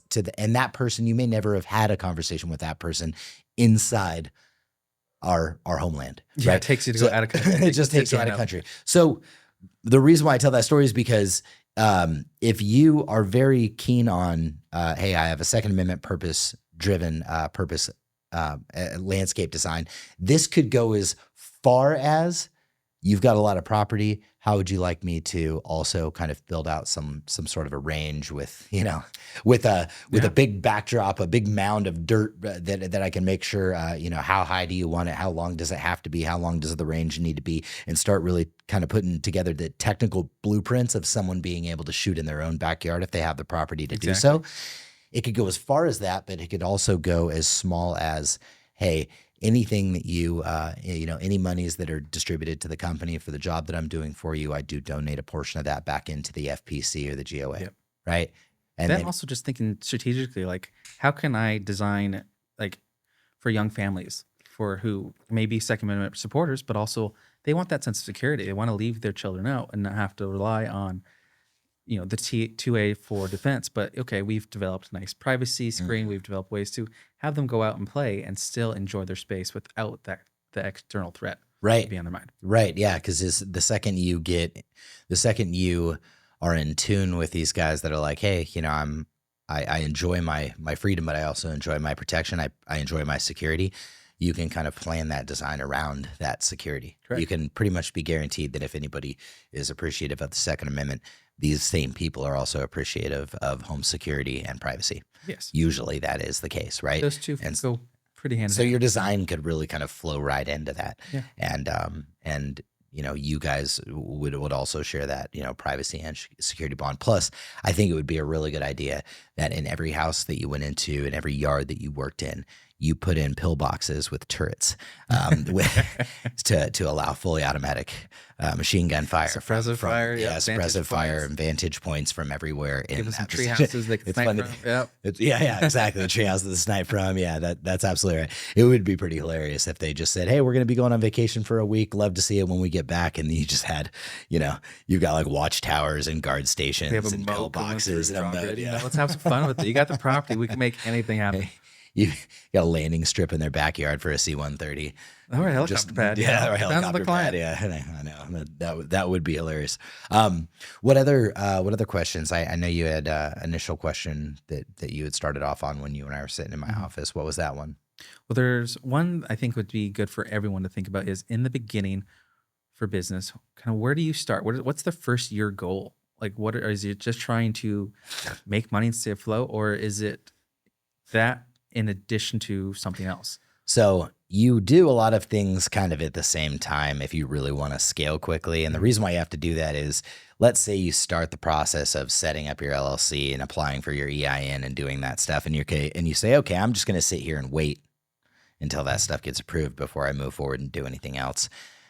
I would advise against that, especially if you're trying to get it done sooner. So the way I did it is I said, okay, what things have timelines? What things do I have to start the clock on? Because after that, it's outside of my control, right? So I went through, and we cover all that in the 2A Pro course, as like far as, hey, start the clock on these things because it's going to take X amount of time, and you could do these things in the meantime. By that, I mean, what you should be doing in the first year is saying, all right, if I need my EIN and I need my business set up and I need my bank account and I need to apply for some sort of insurance, or I need to get a contractor's license, and there are timeframes and delays because you're waiting on the speed of government officials to be able to approve these things, which we all know is pretty lackluster. Yeah. Then start the clock on those and then go do other shit. Correct. Right? Like get all that out of the way and do other shit. Now, that's the administrative side. But what you really should be doing is determining who your market is. One thing that I see people fail at a lot is they try to build a product. Like you may build a product for people as far as a design. Maybe you've got a few templates that you use to show people. Now these are templates that you like, maybe templates that you sat in your office and created yourself, and these designs that you created yourself that you think are really cool. Well, designing a product and then trying to find a market for it is really the wrong way to do it. The most efficient and effective way to do it, especially in your first year, is figuring out who your market is. Because think about it like this, right? If you found a key on the ground and you try to look for the lock, right? How difficult would it be for you to find a lock for that key? On the contrary, if you find the lock, it's pretty easy to make a key for a lock, right? You just rekey the lock, you call a locksmith, they can rekey the lock. Your job is to find the lock. Your job is to find the target market, because the key can be easily made. The product can be easily made for that market. So your market may be a certain, we're talking demographic and psychographic, right? Yeah, so that was going to be another question leading into off of what you said is, so now that we've talked finding your market, what are like three things that you should definitely focus in on? Like what you're going off finding demographics. So that's one, right? Demographic, psychographic. And the big difference between those is if you really tailored, the more specific you get, the more money you're going to make on each job. The less breadth you're going to have in your business, it's not going to be as wide. It's not going to be as broad, but the more you narrow down, you've heard the saying, the riches are in the niches, right? You want to go deep and narrow. You don't want to go wide and flat. That's what she said. Because you're trying to hit the outside of these bell curves, right? So think about a bell curve. If everybody could see my hands in the video, it's this curve, right? And that curve is kind of flattening, and it has been flattening over the years with marketing. But you've got this big area in the center. That's kind of everybody. And then you've got these two tail ends. Those are the people that are out there on the fringes. Those are the small amount of people who are different. They're weird. They're unique. They're quirky, right? And so you find those people and then you nail those down. You market to them. You can always increase the breadth of your market later, but you want to find that very specific market. It may be that your market is, Punjabi homeowners from the ages of 25 to 45 who have X, Y, and Z fears, ABC desires and motivations. And if you can lock that down and nail that down to where you're serving a very specific market of people, and say, it really does help. And so an example in my business would be the very first product, since we're talking about first products here and how to get started, was the purse holster that we designed for my sister. You're probably already familiar with this, and I know we had discussed this, but it was more of, she was a woman who didn't want to carry a concealed carry purse. She wanted to carry her designer purses, Gucci, Prada, all that. So we made an insert for her in the garage that basically allowed her to carry concealed inside of her purse. Cool, right? Now she can put it in any purse. So how do you market this? Well, again, she's the target. Like in a very, very small scale, I found the market. The market was a woman like her, a woman who wanted to carry concealed inside of her purse, but not in a concealed carry purse in her designer purse, and wanted to be able to switch it out. I had to find women like that. Yeah. How do I find women like that? Well, I find women who are looking at the alternative, which is a concealed carry purse, period. Right? Made by well-armed women, one of these off-brand purses, $120, $160. Not very attractive, not very, there's no brand recognition behind it, which I think we all know women like that shit. Find another item. So then you get to keep what you already have, right? And then just your holster was X amount, but it's probably a fraction of what that total cost was. Yeah. So what we did was we literally just put, like when I started advertising it, I advertised it as a alternative to other purses out there. right? So when somebody went to look for a concealed carry purse, I'd be like, okay, if I can get the advertising in front of those eyeballs, I'll give them an alternative to the purse. So then the advertising was, hey, you don't need the purse. You just need this, and keep the purses you've already got. Yeah. And then it's like, oh shit, cool, right? Now, what some of the problems that she had, we had to solve. You have to solve problems, right? You can't just like you can't just make a thing that doesn't work, because essentially you could take a firearm, you could put it inside of a holster, and you could put it inside of a purse. Now you have a purse holster. But the problem with that is it's a two-handed draw. You don't know where it is inside your purse, right? And it's completely deemed ineffective. So you've got to get it to where it stays upright, stays in the same place every time, draw with one hand. We knew that's what we had to do. That's the mission we accomplished. She loved it. I found the people that would also probably want it by offering it as a alternative to what they were looking for, which is a concealed carry purse, and we sold the hell out of it because it was a fraction of the cost and they could put it in anybody's purse. That is the type of shit that you're looking for. And it's easy to do when you know who you're talking to. It's easy to do when you find your market first, because you're like, these are people who think like this, believe these things, have these values, and want a certain, they want things done a certain way. And then you can make products for them because you know who they are.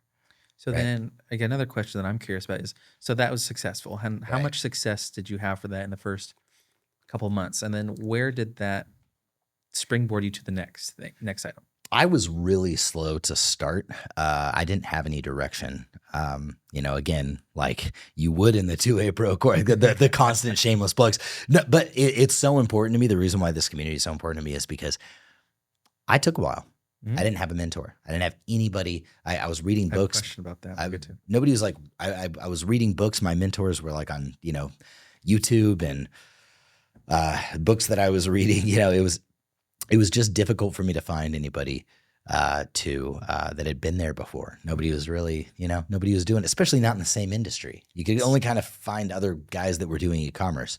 So to answer your question, man, the first 7 months, first 10 months. I started in February of 2015. That's when I actually set up the LLC and filed everything. I didn't actually start working on the product until probably a few months after that.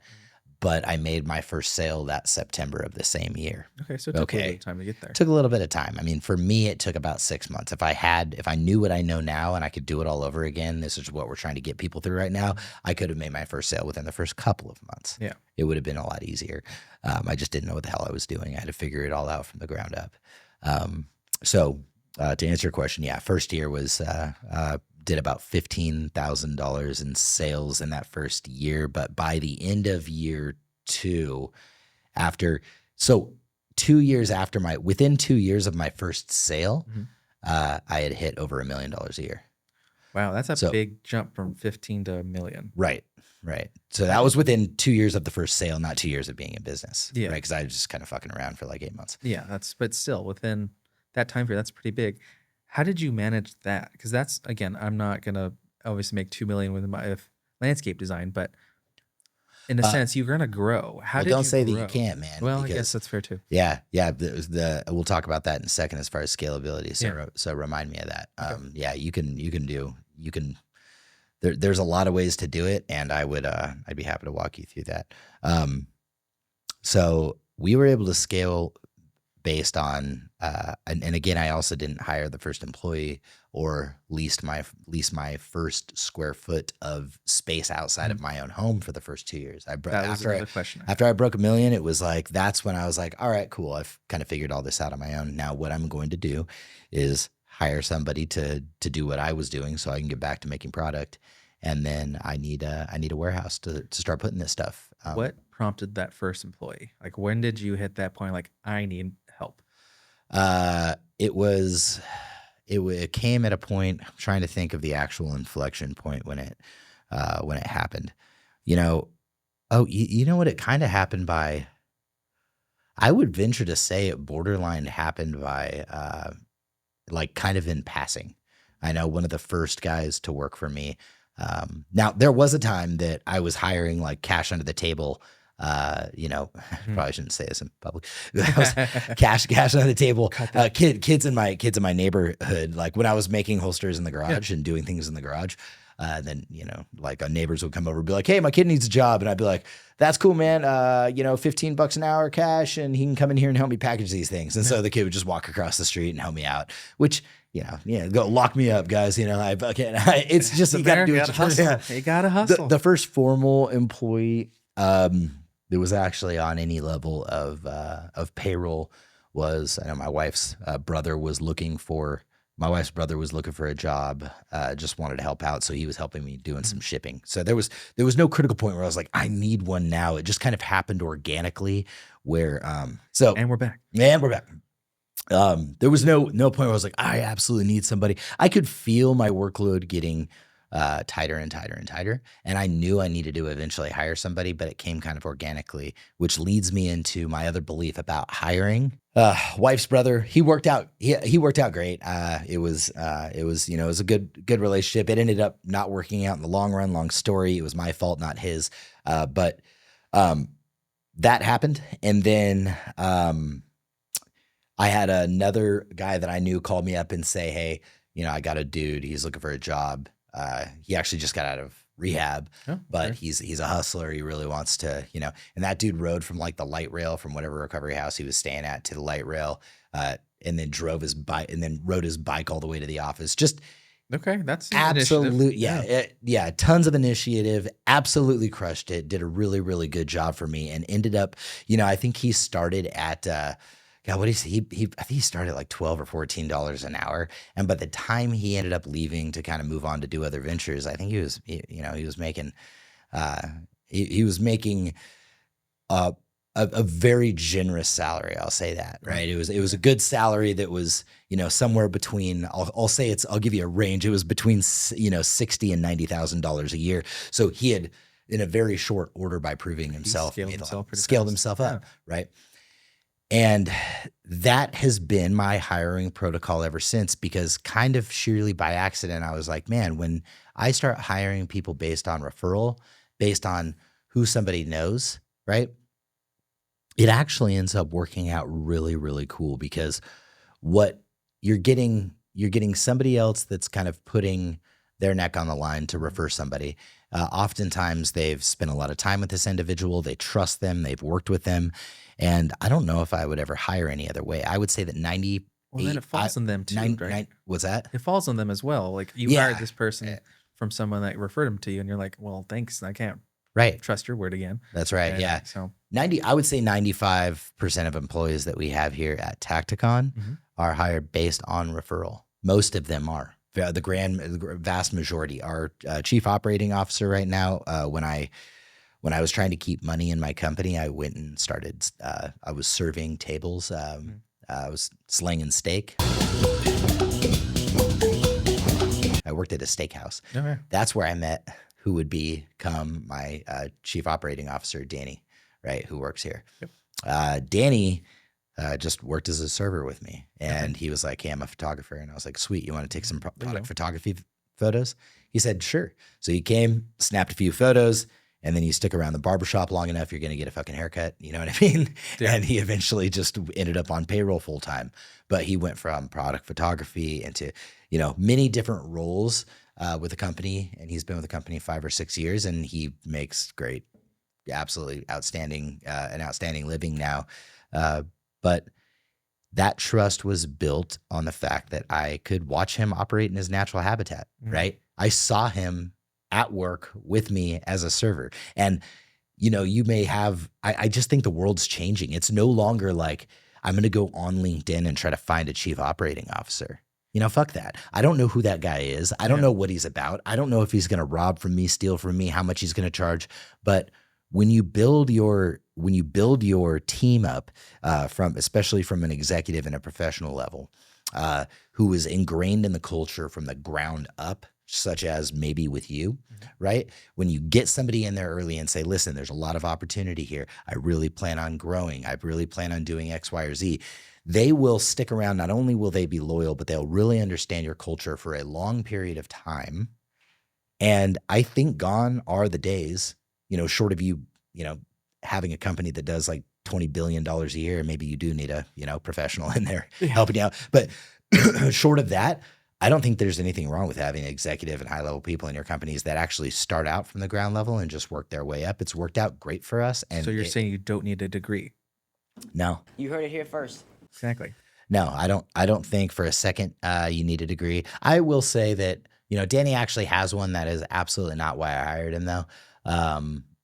The degree thing for me, it has helped from time to time, just because my degree was in it was managerial economics, which is like statistical regression analysis. So we just sat in, did a bunch of stats, and so I used to be bad at numbers, but because I went to college, I ended up being good at math because I chose to go down a path.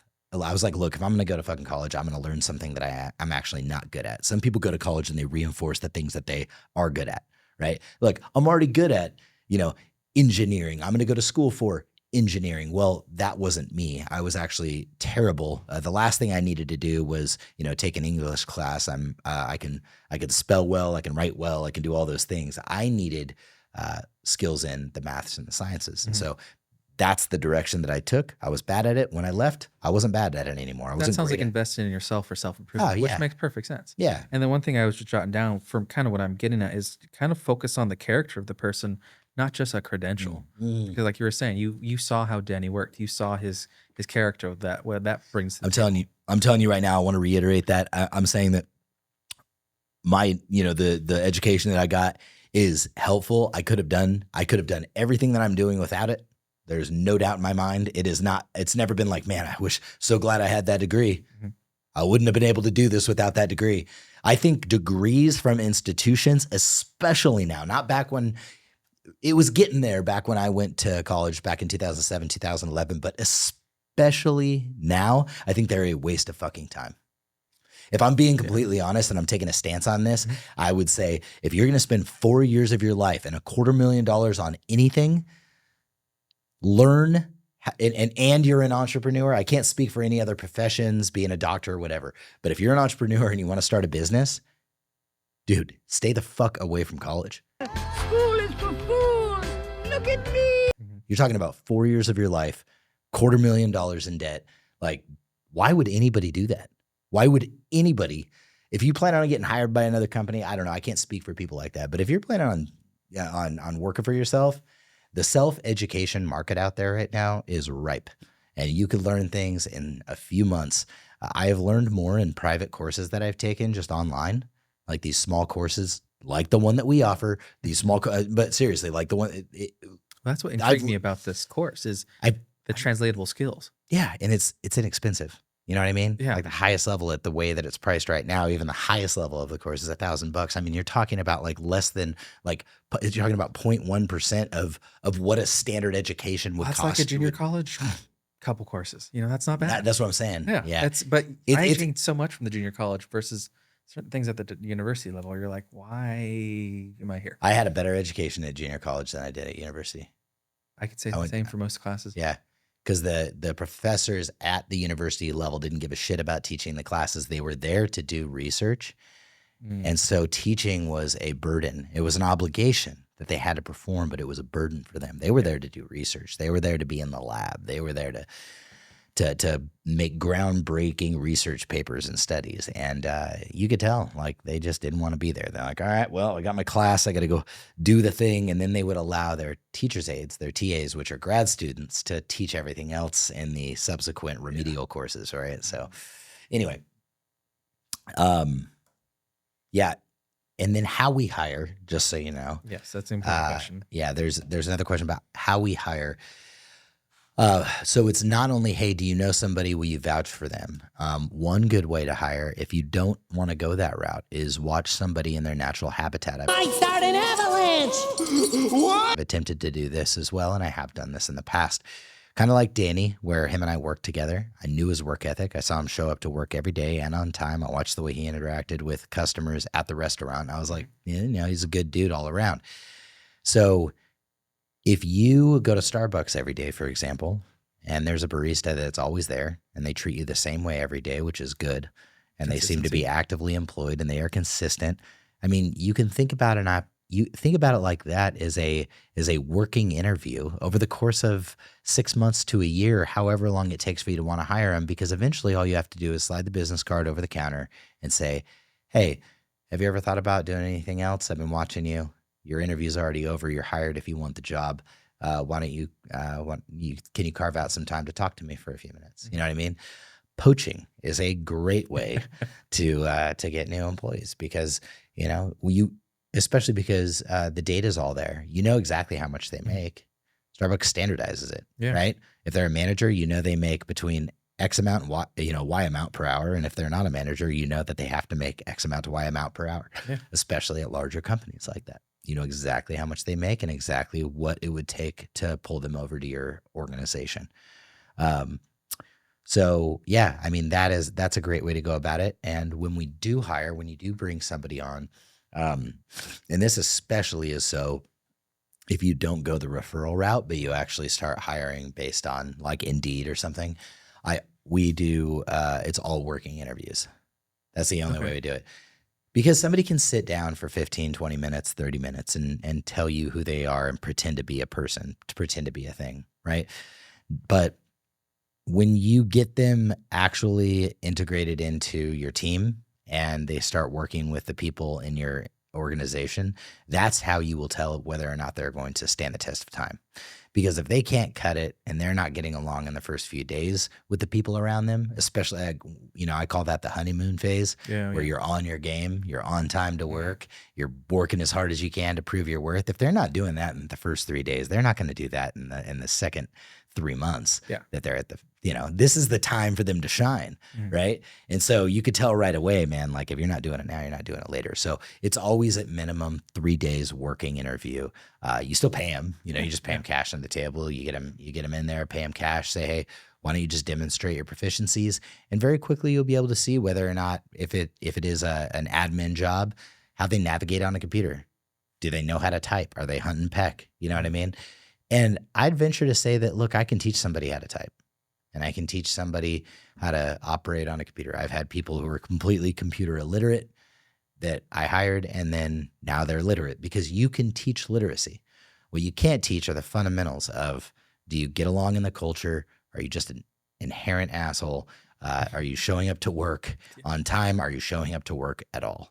Right. And so those are you can't ingrain the fundamentals of work ethic into somebody. No. That is up to their environment. That was up to their parents. And if they did a bad job, especially if they were younger, and that's up to themselves when they're an adult. But yeah, if they don't have that shit when you hire them, then it's kind of game over. But those are my thoughts on that. Seems like a nice way to, it's a smaller investment without a large risk. Right. Yep. Do you have any other questions? Yeah. You touched on it earlier about a mentor. And that's a good question of what people should look for in a mentor. Like, what does it mean to be a mentor? Again, is it someone who, I'm sure everyone has a different approach to it, but what are, I guess, maybe some key things to consider when picking a mentor? Because I'm sure you don't want someone who's just going to like lay everything out and this is like not like give the person challenge, but at the same time, be able to course correct when there's certain things that are deviating. Yeah. Am I kind of touching or yeah, what no. Want? Yeah. So that's a good question. So I can answer it in one easy sentence and then we can elaborate on it possibly, but your mentor should have what you want. Now I'm not talking about they should be somebody you admire.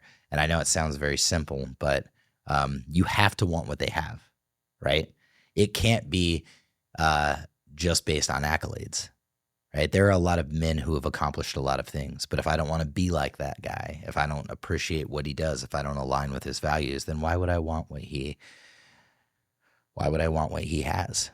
George Soros, right? Guys like that make a lot of money. I don't want what that guy has. I don't want anything to do with that guy. And so why would I align myself with, do I want to make a lot of money? Of course, everybody does. Mm-hmm. Does he have a lot of money? Of course. Do I need to, does that mean I want him to mentor me? No, because you have to find somebody where you're like, you know what, this guy's values and visions, it's kind of like going the other direction. with your target market, you have to go that direction. If this is the direction you want to take your company, if this is the culture that you want to breed within your institution, then you need to find those who align with that. And if you can't, then you wait. But, following down a path that somebody else has paved just because they're successful will get you very far off your own goals very quickly. And, I started following guys, and I made the mistake of choosing wrong mentors and wrong people to follow online. One of them, bless his heart, I've read his book. He's got a lot of really good content, and I still read his books, and his name's Pat Flynn, and he has a book called Superfans, and great dude, great book. Love what he does for the community, but he's he pushes passive income. He's, smart passive income. And I'm like, man, that sounds great. Passive income. I've got a news flash for fucking everybody out there. Unless you already have millions of dollars in the bank that you're able to put in the stock market and earn interest on, there is no such fucking thing as passive income.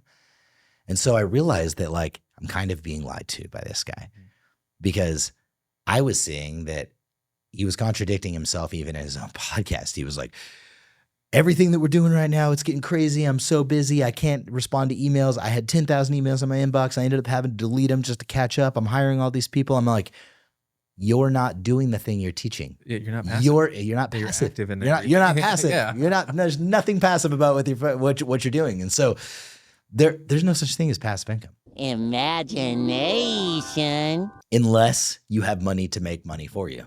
Right? That can be fairly passive. But even then, you got to pay attention to it. Oh, yeah. You got to recalibrate your investments. You got to reallocate your risk portfolio, right? All those things still have to happen, even if you're managing money in the stock market. So there's really nothing passive. It could become more passive over time, more passive than it was once you start getting employees and people to help you. But even then, I would venture to say that I probably work more now, but I like it. I like to work. I wouldn't have to, but I work more now than I ever have. So there's two things then. So what you're saying, your mentor should have what you want, right? Yeah, absolutely. So to elaborate on that, they should practice what they preach. That's important too. They if you're writing a book on how to do a thing, you better have done the fucking thing or be doing the thing actively. But to continue on that, you have to first ask yourself, what do you want? Because that question's a good question. That just made me think, what is it that I really want? I know I want financial freedom, but what does that fully entail? Yeah, again, financial freedom can come with anything. I'm telling you. That's kind of a vague. It's very vague, and you can get I had financial freedom. I had a decent job. I didn't really want for anything. I graduated. I went into the financial sector. I wanted to, put a bullet in my brain because I was miserable. I didn't like freedom to me. It's not freedom. That's not freedom at all. They call them golden handcuffs, right? Mm-hmm. Now, I wasn't an executive by any sense of the term, but when you get into a position that pays you well, especially in the corporate world, you're kind of shackled to that for a while, and because it feels comfortable. It's comfortable, right? But it doesn't make you happy. So you're right that question of what do you have to know what you want before you are able to know who to look for. And, there's just the world that we live in is so amazing right now because it's you can have access to the greatest minds in the world, and they're on a bookshelf, and they're even on social media. You want to know what's inside Elon's mind. Just log into his account and watch his stuff. You'll know how he thinks, how he operates. He tells you, he's very clearly tells you if that's, he can be kind of like a high level mentor, but then, you do have to find people that you can talk to, hopefully on a day-to-day basis, that are kind of doing the things. So, my stepdad's got a really great story. He walked onto a job site and wanted a guy to hire him when he was younger. He didn't know how to read plans. He didn't know how to bid jobs. And he just said, please take me under your wing. I want to learn how to do this. I'll do it for free. I don't care. Please teach me. And he became a successful contractor after that because he had that man to mentor him. But sometimes you have to put yourself out there because closed mouths, they don't get fed, right? Never get fed. Mm-hmm. They don't ever get fed. So you've got to, if you see, and people will be reluctant to do it because nobody wants to share their secret sauce. I got a news flash for everybody, man. Nobody's sauce is fucking secret. Yeah. Not even mine. You know, even going into this, there was a lot of reluctancy from the staff. Like, why are you going to pull the veil back on Tacticon and show everybody everything we do? And I'm like, because A, first and foremost, it helps the Second Amendment. And B, they're going to figure it out if they really want to anyway. Why don't we just streamline it? Well, that's too, but you can show them. You could, the old saying, you could lead the horse to water, but it doesn't mean they're going to drink. No. You can take the course, but if you Yeah. don't do the action, if you don't move, Yeah. you're not going to do it. That saying's pretty funny because you can make a horse drink. You can lead the horse to water and you can make them drink, but it's you just gotta bleed them out a little bit. Yeah, you know, you gotta starve them. You gotta leave them wanting for more. If you prevent them, yeah, you gotta walk them around a little bit more. You gotta get them a little more tired. Eventually, that horse is gonna drink. Yeah. Right. And the purpose behind that is the real meaning behind me making a statement like that is that pain is the price to admission. Stay hard. Most people refuse to take any level of action whatsoever until they really are in enough pain to actually execute. And that was kind of me. You know, that was me. The initial change, the very first change that I ever made it was a Friday night. I was just about to start a weekend. My wife and I went to this restaurant called like Sudworks in Folsom. Oh, yeah. It's where Cliff House used to be. And I remember sitting in the parking lot and she said, "What's wrong?" And I started crying and I said, "I'm just fucking miserable," you know? And so I said, "I'm miserable. I don't like what I'm doing." And even though I was making good money, and I said, "I just can't imagine spending the rest of my life doing this." And then she looked at me and basically said, "Don't be a bitch and do something about it." And I was like, okay, yeah, there you go. Yeah. That's a pretty good alternative right there. So that's exactly what I did. And that weekend I got to work figuring out how to build a website. YouTube University, how to build a website. And Squarespace is awesome. For those who don't know, Squarespace is really easy. I started making baby clothing. Oh, yeah. Yeah. So I just taught myself how to screen print, made baby clothing in the garage, figured out how to rank a website, did search engine optimization, and then I taught myself how to do a little graphic design so I could make the logos that go on the baby clothing. And that was it. I bought baby blanks for $3, put a thing on them, sold them for 15, and generated a few grand a month, and then realized I was pretty miserable doing that too because I don't care about baby clothes. So Tactical baby clothes. you said something about Squarespace. They are awesome. You're absolutely right, unless you're in the Second Amendment industry. I have heard horror story. I personally have not used Squarespace, but I have worked with. There is actually one of the students that I've worked with that has been shut down. And yeah, she was shut down. Squarespace shut her down, and the payment processor on there shut her down. They closed the entire thing down. Wow. Okay. Because she was in the Second Amendment space. She doesn't even sell guns. It wasn't guns. She just sells like, you know, some of our products. She white labels products and she manufactures some of her own products, right? And they just shut her down overnight. Like, you know, she was doing on average, I think about $20,000 a month in revenue, had a really good revenue stream coming in, and then boom, they turned off the spigot. And okay, good to know. Yeah. So that's why what we do inside the course is offer that two-way pro payments where it's, you know, Second Amendment friendly bank and the payment processor, and that'll never actually happen to you. I mean, it's not, it's a legitimate fear of anybody in this industry. Yeah. That's a fair point. Good to know. That's a great lesson you can teach other people that they don't have to go through. You don't have to go through that shit. Yeah, it almost put me out of business. It was a very scary time for me. It happened to me twice with two different payment processors. So, wow. The other thing that I wanted to go back to, especially with your business, is like, okay, so now you're in a service-based industry, but how do you scale? Right? Scaling quickly in a service-based industry could be simply, what products can I offer? First of all, there's two different ways. One is, what products can I offer? Actual physical products that I can sell inside this industry that I use on a regular basis, that I can tweak, I can change, I can make better, and I can sell inside of the market. That's one way. The other way, especially for you in a service-based industry, is being able, and you probably already know this, so not saying anything that is going to be novel to you, but is there a way to execute your service in perpetuity? I can do this all day. Can you elaborate? Yeah. So instead of saying, I'm going to do this work for you and you're going to pay me this one time and then I'm going to go away, how do you offer services that will continue to benefit the client and the customer? I think the easiest way for you to do that is to set up. Now, I'm a big proponent of only doing one thing, doing it really, really well before you move on to thing number two. But because this is so closely entwined to possibly what you do, if you're in landscape design, now I'm assuming you work with, are you a landscaper or do you work with just design? You're just design. So you don't actually get out there and you do the landscaping. No, I've been able to build a network of contractors I can trust and refer to. Got it. And then vice versa, they can refer me. But in terms of the install, that's not that I do. Who initially talks to the customer? Is it you or is it the contractor talking to the customer? It'll depend. Like I said, if it's me, if it's my general lead, then of course it's me. But sometimes there's a contractor that meet first and they understand that the client needs a plan because it's too complicated or whatever it's going to be.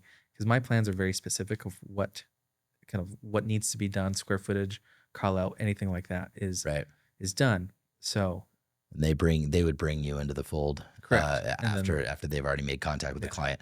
So if there was a way, this is what I was saying for you to eventually, and this would be probably in the terms of expansion for you at some level, is not only execute the landscape design. That's what we kind of try to do here at Tacticon, which was just kind of be everything. You got to be careful with being everything because it takes you away from what you're really good at.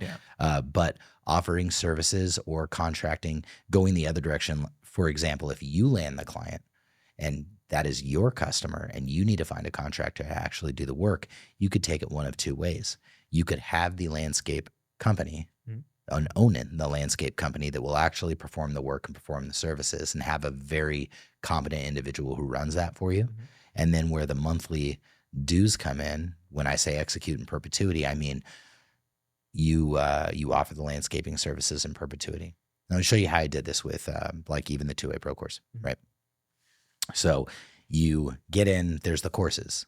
It's lifetime access to the courses for sure. That's fine. You can still get lifetime access and pay and then stop your monthly payment if you want to, if you don't need the hosting services. But I realize that anybody that's going to do any business, any commerce or digital marketing is going to need a website. Sure. So how do I give them everything that they need from a beneficial standpoint in perpetuity? Well, establish a dedicated server that's not going to shut them down because they're in the Second Amendment space.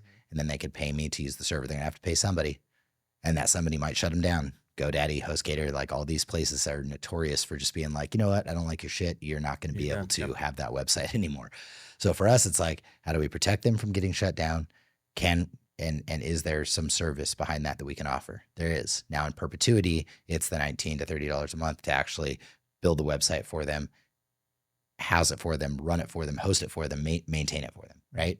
So I can see that. So for your industry, there are things that you can do within your industry because landscape needs to be maintained. Exactly. That was what I was just thinking. So maintenance contracts and baking maintenance contracts into your service-based business is where you can start thriving in perpetuity. And then you have a steady stream of income coming in on a regular basis rather than having to find that new client every time because you have to have a steady stream of new clients coming in order for you to ever get any business. But if you do have a service-based business, then not only are you staying connected with the maintenance contracts, but imagine if they need something else. They're like, you know what, you did this half of our property or you did our entire property, but we're getting a new property and we'd like to do some design on this vacation rental that we're doing out here. Now they haven't forgot about you because you're still kind of integrated into their ecosystem with your maintenance contract. They can very easily walk outside and say, hey, can you give me that guy's number that designed all that? Do you have a line? You know what I mean? Even in that capacity, you're still connected with these individuals on a service level. So I think that's incredibly important too. Yeah. And that's one thing too, in my past employment, we would notice that you could implement a design and then you come back a couple years later, but without the proper maintenance, it goes to shit. Right. So, right. Yeah. And then that leads into another really valid point. If you want your work to retain its value, you have to have a way to control the maintenance of that work because it's a bad look for you to go out and build this beautiful thing, have it completely go to shit 2 years down the road because it wasn't being maintained properly. And then ultimately, who's going to walk into that backyard and go, damn, like who designed this? Mm-hmm. No, they're going to walk back there and go, oh, this guy's property is like overgrown and plants are dying and that, you know what I mean? Yeah. And they didn't, nobody did any repair on that retaining wall up there. You see what I mean? Like Yeah. these are the things that are going to happen. And there goes all your referrals, right? Makes sense. Because no one's going to look at it and go, who did your, because it's not being maintained properly. Yeah. And referrals, as you know, in a service-based industry are, it's probably one of the most important things that you can have, to reduce churn in your customer base. I mean, these are people who are recommending you, referring you for free. Hey, Yeah, I mean, they're not taking a cut. Now you can make that happen. You could say, hey, listen, like anytime you ever refer me a client, I will take 20% of whatever their, or 10% or 5% of whatever their total bill is, and I will actually remit that back to you. Yeah. So if I do a $50,000 job for somebody, I'll write you a check for $2,500. Just letting you know in case you ever want to refer anybody to me, right? Yeah, that's very good incentive. It's incentive because now you don't have to do the advertising. There's no advertising involved in any of that. It's just you telling the client you can make a good chunk of money for every job that I end up doing. So tell your friends, and this job that I just did for you could potentially get paid back, Yeah, that makes sense to me. Yeah. Yeah. Again, it's just more so diversifying. It sounds like instead of just staying, like you said, finding that what you're good at. Like right now, I'm good at design, but again, you had a great point. It's only almost like a one-time transaction. Yeah. Versus the maintenance is that continual flow. Right. That's right. So Yeah. that makes sense. Yep. Did you have any other questions? I think that's good for today. Again, that's a lot. I did have, there was a couple questions that somebody was actually asking me inside of the course that may help, it may benefit you as well. He DM'd me. In fact, when you showed up, I was in the middle of actually just writing a text response for this, but it was a worthy series of questions that I think everybody would be able to benefit from. So let's get in here. I think actually I just thought of one that might be helpful for people who are in the business realm. Is just you started getting employees. How did you delegate and kind of let go control of the reins? Because that's one thing. Oh yeah. I think is very important to just for people to think about. So that in that particular system, you have to, in order to teach somebody how to do something, you obviously have to have done it yourself. Correct. So pure unbridled delegation, I think, is not good for any business. You have to get in there and do something yourself. There's most of the jobs, with the exception of the incredibly technical things that now happen inside the company that I did have to hire for. I can gain exposure by learning from the guys that do some of the high-level engineering work around here, but I will not be, it doesn't make me an engineer, just about as much as sitting in a chicken coop makes me a chicken. But I can sit around and learn from these guys if I want to, right? So I tried to do everything myself. Like there was a time where I shipped all my own products out. There was a time that I still get in there and try to help the guys when I can. There was a time when I swept the floor, right? And as simple as that sounds, sweeping the floor, if Right hand. Wax off, left hand. you don't sweep the floor and you don't know the right way to sweep the floor or why you're sweeping the floor, how are you going to tell somebody how to do it? I'll give you an example. If I didn't know that I needed to clear the debris from certain areas inside of the warehouse, a certain way to get these things out of the way and why I was doing it, I couldn't relay that to the guy to say, hey, listen, if you don't do that, what's going to happen when you take the stand-up forklift, these things will get caught up in the wheels and the track, and then this machine will go down, right? You really getting behind the why of this is why we sweep the floor. Yep. It's not because I fucking said so. It's because here are the reasons why we got to get in there and do the that. cascading effects. Yeah. So delegation comes with thorough explanation and giving people a reason why they're doing the thing that they're doing. For two reasons. One, because it is the right thing to do, and it will benefit the business and the longevity of the culture in your business if you continue to explain that. And two, people inherently want to know why they're doing a certain thing. And saying because I told you to do it, it works if you're in the military, but kind of, the leaders that I really respected when I was in the military told me why we were doing the things that we were doing. You know, why the innocuous, PMCS on a vehicle when we even haven't driven it was important. You know, it was like, we just PMCS this vehicle last week and it hasn't been driven for a week. Why am I back in the motor pool doing this again? Right? Good leadership will say, because I fucking told you so, put your head down and do it. Or I'm sorry, bad leadership. Bad leadership will say, because I fucking told you so, put your head down and do it. Right? Yep. Good leadership will say, listen, this is a routine on maintenance. It is a way to get your mind in a zone. The way that it was explained to me was, it builds patterns, it builds habits. That way, even when you are driving it, you know that once a week you have to go check that vehicle, because as a gunner, your gun truck is your livelihood. Yeah. You've got to make sure that it's maintained. I also heard something really good from a leader. I remember asking one of my NCOs, I said, hey, why you're telling me to do X, Y, and Z, and every time you tell us to do something, you don't do it with us.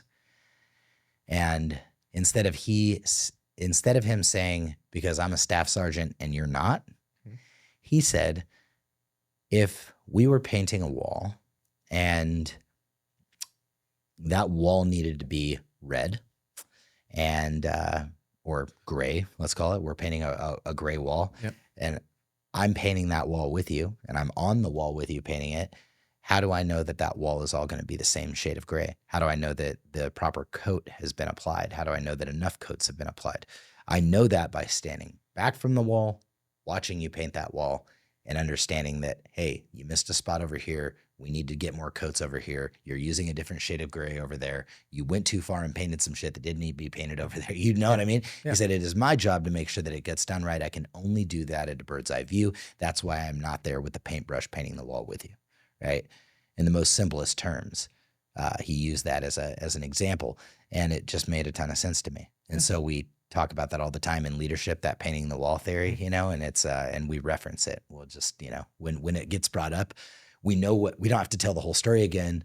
We'll say X, Y, and Z because, right, paint the wall. And then the leadership around here knows paint the wall. Cool. We got it, because I've passed that down into my leadership as well. Yeah, that makes sense to me. Yeah. So delegation should come with knowledge of what that thing is first. And then, you should know how to do it. You should know it well, and you should know why you're doing it before you give that task over to somebody. Oh, that's very helpful. Now, when that happens, you've got to think of yourself as time is finite. You only have a certain amount of time to do a thing, right? And is the thing you're doing the most bang for your buck? Are your inputs getting you the most outputs? Yeah. That's what you want to see. If you are doing something where your outputs are not being leveraged, like if you say I can do path A, and if one unit of input in path A is gonna generate 1 unit of output, and then if I have path B and I have 1 unit of input, 2 units of output, delegate path A. Okay. Because 1 unit of input, 2 units of output, meaning your time spent over here is going to generate twice as much money as if it's spent over here, but this thing has to also get done. Delegate that thing. Okay. That's my recommendation for it. Kind of, would you say divide and conquer in a sense, where it makes sense to kind of divide your attention to benefit the overall? I say put your talents where they belong. Okay, that's a good one. That's really what I can, I've realized after, being in this company for a while and working in this company that I'm really good at some things and bad at other things. And that goes into the next kind of layer of delegation that I think is really important, is you're not going to be good at everything, but you can find people that are better than you at things. Mm-hmm. And I've never had an assistant as long as I've worked here. I've just had like employees that have done like a very specific thing in jobs. But I know I'm disorganized in general. My life is chaos. I operate with a just wicked ADHD. I cannot keep track of anything. I forget things all the time. And I know that we have an individual who was who managed our customer service department. Her name is Darla, who is not any of those things. She's not ADHD. She's very organized. She accomplishes all the tasks on the list that I need to accomplish. And so I was like, hey, will you just help me do these things? And the things that she does still have to get done, but it allows me to go get creative. And that is the benefit of having ADHD, is the creativity is there. I can think of the products and the marketing, and I can unleash the beast in my own right, where, she's able to handle the things that I am not very good at doing. And when you're talking about whether it's a partnership, you want to, partnerships are, you want to get somebody that, their strengths are your weaknesses are their strengths, vice versa, yin to the yang. It's the same thing with employees, right? If you're not strong with customer, well, I would hope that as a business owner, you have to be some level of strong with the customer service. But if there are things that you're not incredible at, Well, I'm incredible. Whatever they may be, that is a really good opportunity to hire. You find a person that fills those voids of your weaknesses. So as the sum of the parts are, how does the saying go? The sum of the parts are greater than the whole. I think so. The whole. It's the. I know what you're saying. You know what I'm saying? Like individually, we may all suck, but together we are actually exponentially better because we all kind of leverage everybody else's. We play off of everybody else's strengths. Yeah. So that's when I would say to hire too. If you're like, man, I really, really suck at this. Well, try to learn as much as you can at it. Look, I'm good at accounting. Mm-hmm. I just don't like accounting, and I know that I can't sit there and do it for very long. Our accountant, who's here full time, loves accounting. He loves it. He loves spreadsheets. He loves living in that. And it's like, cool. Because by him doing that, if I were to look at the amount of money that I pay him, and the amount of time that it would take me to do the things that he's doing, can I effectively do that myself and save that money? Or if I took that amount of time that I was paying him, could I make more money using that amount of time that I would have paid him to do the thing? It's kind of that cost benefit analysis. That's all it is. Just CBA, standard CBA. Yep. When you hired your first employee, did you save up? I've heard something like, when you can have 3 months of that employee's salary, then you can start hiring, or were you just like, no, we'll make it work? How did you first make that? Well, salary? that if you're talking about like whether or not you can afford it, that is going to come at whether or not you can afford something is always going to come at the notion of whether or not your finances can afford it, right? If you're going to hire somebody, you have to take a look at your revenue. You have to take a look at your expenses. It's pretty simple math. It's like, hey, I'm generating $10,000 worth of profit every month. I am at full capacity. I could probably generate 20 if I had more time. I've got 10K to give. It's going to cost me 5K to hire. If I hire this person at 5K, I could take my time and generate another 10, right? Mm-hmm. Now you're net positive 15. Right? If you just hired them and didn't do anything else with your time, you'd be net negative 5 from where you were before, right? But now you're net positive 15 because they're hired at 5K. You were making 10, but your time can generate 20. Correct. You see what I mean? That's really that's the way my mind works. I'm sure there's other ways to do it, other ways to calculate it, but my mind works in that exact fashion. Could I be making more if I had more time? Yeah. And if I can, boom, you put the person in that position. So okay. That makes sense to me. Yeah, and then you had we talked about this. Your business isn't 2A related, right? But having a 2A purpose and a non-2A related business I think there's more money to be made out there with that. Like we talked a little bit about that. Yeah, before. Black Rifle Coffee Company. I mean, having a dog. Can I take that dog? Having a pet product company with a Second Amendment purpose. I mean, like that market's way bigger than the tactical market. Oh yeah, right? It's way bigger than the body armor market. Like people spend worldwide billions and billions of dollars on their pets worldwide annually because they're like a member of their family. So having that as you could branch out even outside the confines and the boundaries of our own country. Mm-hmm. With tactical equipment, you really are confined to the 350 million population of citizens plus the government inside the tactical industry, because no other country really has the type of consumption appetite for tactical equipment other than the United States. Sure. Yeah. Not to mention it's also not huge. It's not a giant. There's a lot of barriers to entry getting into this. That's why we do what we do with the course, but that keeps a lot of people out. Mm-hmm. But it's also not like it's a really big industry, but it's not nearly as big as like coffee. No, everyone drinks coffee. Toilet paper, or which is exactly why we started a toilet paper company. Nice. Tactical toilets? No, not tactical toilets. We're doing a 3-ply, really comfortable, really amazing ass wiping experience. Does it come in woodland candy? No, it comes in something better than that. It comes in ATF. So ATF is printed on every square, meaning, and it's a Second Amendment driven purpose, meaning that a portion of all of that toilet paper profit gets donated right back into the FBC. So you can have a monthly delivery. Basically, the ATF is going to come to your front door once to twice a month, and you get to shit on them and then pay the Second Amendment at the same time. And I just find that absolutely incredible. That is amazing. I love that. Yeah. So, but you can do it with anything, and that's why we're doing it with toilet paper, because I want to show people like it doesn't have to be guns, it doesn't have to be optics, it doesn't have to be body armor. It can be if you want. We're there to help, but it can be literally anything. Yeah, you just got to get creative with it.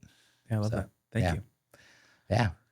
I don't think I have any other questions at the moment. Again, this has been awesome. Again, I'll probably have some more later on, but the two-way Procast. I'm looking at your other questions around first year, probably 5 years in business, how to save appropriately and learn. You said how to save appropriately and how to learn to invest when it makes sense.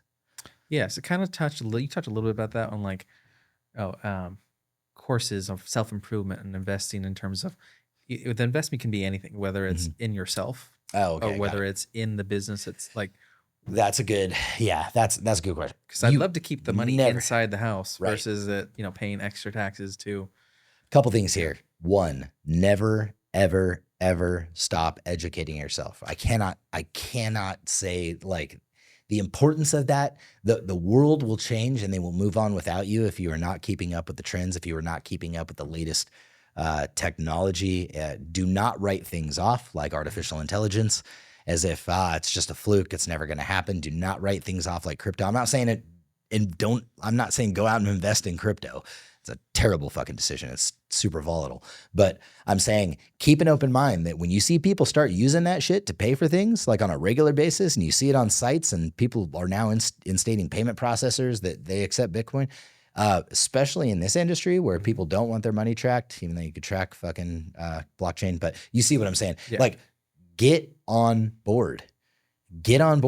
Ride the wave, because I promise you there's a small amount of people really riding that wave. Not everybody's on it. And it's always good to be first. Yep.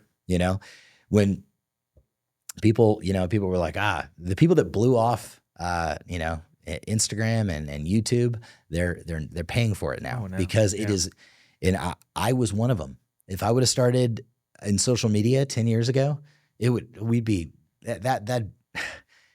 we saw a 3x growth on our website simply by I put all of my time into social media. I said, you know what, I'm just actually going to do it. I did that over the last year, and it tripled the revenue on our website.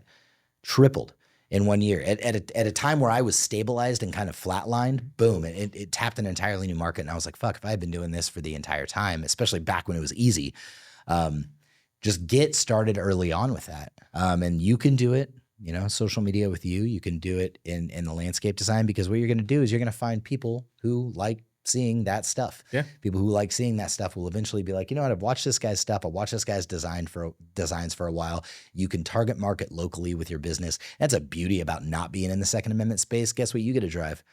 Ads. Yeah. You can actually spend money to get in front of the eyeballs of certain people with your services. You can't do that in the firearm industry. And if you do, you've got to find very creative ways around it, which is like what we have to do. There's very creative ways to get around. How do we navigate their bullshit terms of service so that we don't, offend anybody with our content, offend anybody with our products because they're tactical, right? You don't have to worry about that.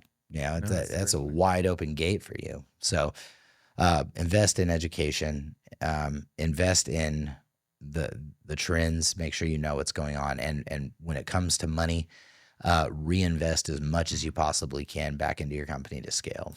What would you say in terms of like things people should consider, whether it's a book you've read? Because I think you've kind of touched that before with Nolan about some important books. But if you could reiterate, like, let's say 2 books that are either you can audiobooks or, or something to read that you found very enjoyable for your business that or beneficial for the business that you gain some value from. This is going to sound, a lot of people are going to, a lot of people are going to cringe when I say the first one, because this is something that most business owners will say. And it's also like, if anybody's an avid reader, like a voracious reader, they will be like, oh God, come on, man. Like that book. It's The 4-Hour Work Week by Tim Ferriss. Actually, I haven't heard of that one. You haven't? No. Yeah. That is the reason why I'm here. When I read The 4-Hour Work Week by Tim Ferriss, again, catchy title, again, passive income. I was spending my time in Argentina while I was earning $10 million. Yeah, look, okay, all that bullshit aside, the book is fantastic because it shows you how to leverage other people's talents and abilities. Outsourcing is huge, right? So, for example, for you want a logo for your landscape design company. There's no reason for you to that whole book is kind of about outsourcing everything, outsourcing life, and doing it in other countries where, yeah, sure, you're only paying that guy $5 an hour, but that's actually probably 3 times what he would normally make in that country. So you don't have to feel bad about it. It's more of, and when you can afford it, sometimes that's all you can afford. And so that's exactly how I got my first CAD models done for my first project, right? Was I went on, at the time, it's Upwork now, but at the time I think it was Elance. And there's another site called Fiverr where I found a dude in Sri Lanka who was willing to do it for $40, but I got a quote from like the local engineering firm for a couple $1,000 or whatever it was, right? And so it was like $40. And so I was like, well, I don't have that much. I don't have, thousands of dollars, but I've got $40. And he turned over a CAD design that I was able to work into a mold for injection molding later. And, and then I could spend my few $1,000s on the mold instead of spending my few $1,000s on the CAD. That's a good investment. CAD model. That is a great investment. So 4-Hour Work Week by Tim Ferriss, that's what kind of like got it all started along the way. Superfans, I had mentioned it earlier, by Pat Flynn, was absolutely incredible. Like that, it just shows you like connect with your audience, build a community. Building a community is incredibly important. It not only shows you exactly who the people are who are by your side and supporting your business so that you can go out and start serving other people like them. But it gives you the ability to look. I'll say it to you like this, because he says something very similar to it. I would rather have 1,000 people who love me than 1,000,000 people who like me. And it's exactly that. You want people to absolutely die hard follow you, and it doesn't matter if it's fewer, because that fewer amount of people are going to yield so much more positive impact for your company. They will spend. If you disappear, they will wonder where you go. They will follow you anywhere you go. If you decide I'm going to transition into, more of less landscape design and architecture, and now I'm going to start doing landscape products, they will buy from you, right? Like these are the people that will constantly be by your side, and they will offer you suggestions, and they trust you and you trust them. And it's a beautiful relationship.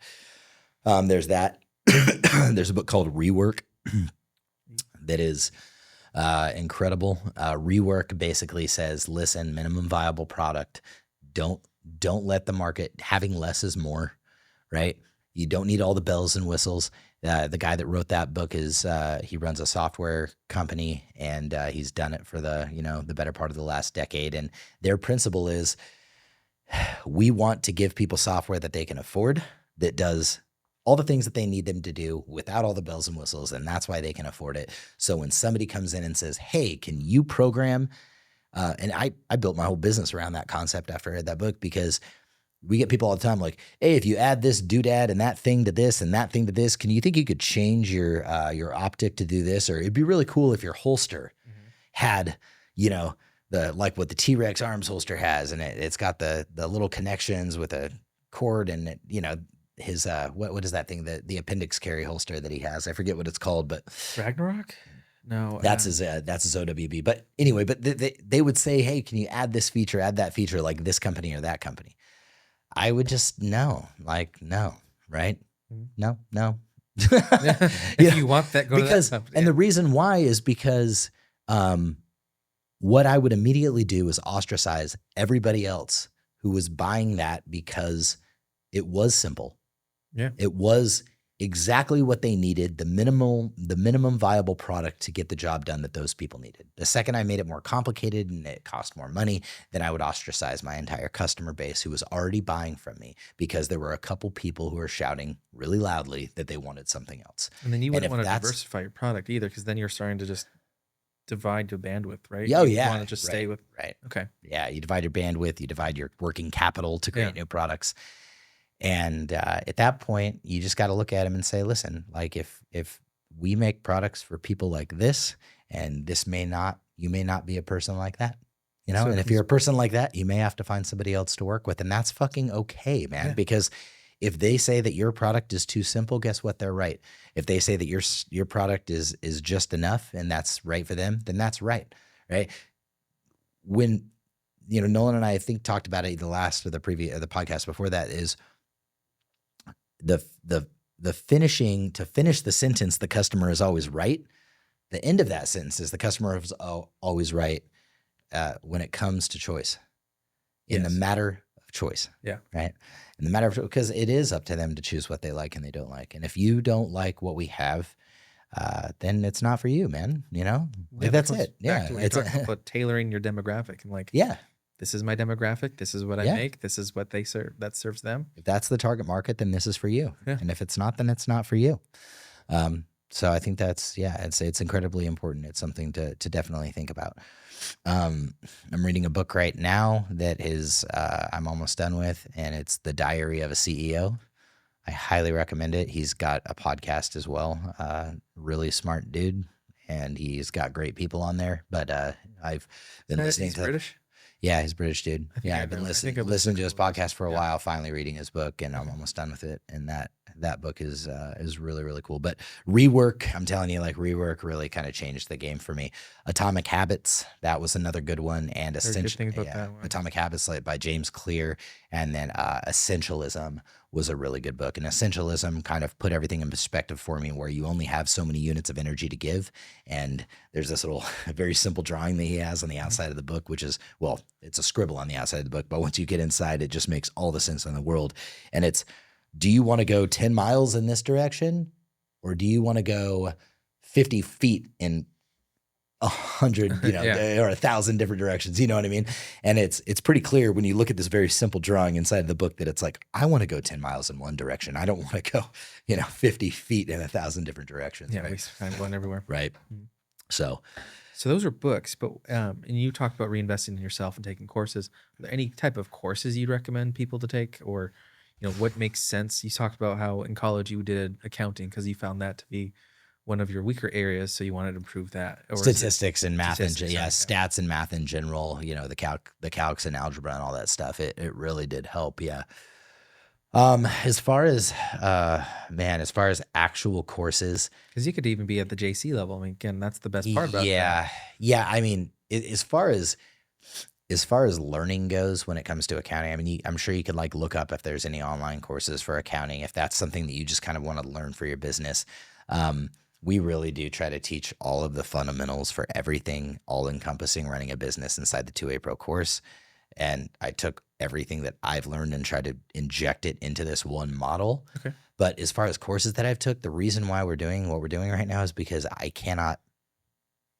have yet to find a course where I was like, yeah, this really covers it. This really nailed it. I learned everything that I needed to learn. It didn't. I had to take bits and pieces from everything and waste a whole lot of money in the process to be able to actually get to the point where I was like, okay, there is one really good course that I took for video editing, but again, Nolan is putting together a video editing program inside of the 2A Pro course. But this was good. It was it's called Colder Creative. It's expensive. I think it's like $1,000 or $1,500. It's an expensive course, but it's well worth it. It's how to edit inside of DaVinci Resolve for videos. I mean, it's a great program. can be cumbersome to use, and Colder Creative does a very good job at like actually drilling into the deep weeds of how to use it. Okay, So, that makes sense as a specializing type of course. yeah. And that's the thing is like if you need something super specialized, right? Where we go, there's a little more breadth inside of our course. But if you really want to drill down into, we'll call it video editing, then inside the course, I'll make recommendations like go take Colder's course because that's all he talks about. It's just that one thing, you know? And you could, if you do that and then you practice what he teaches you inside that course,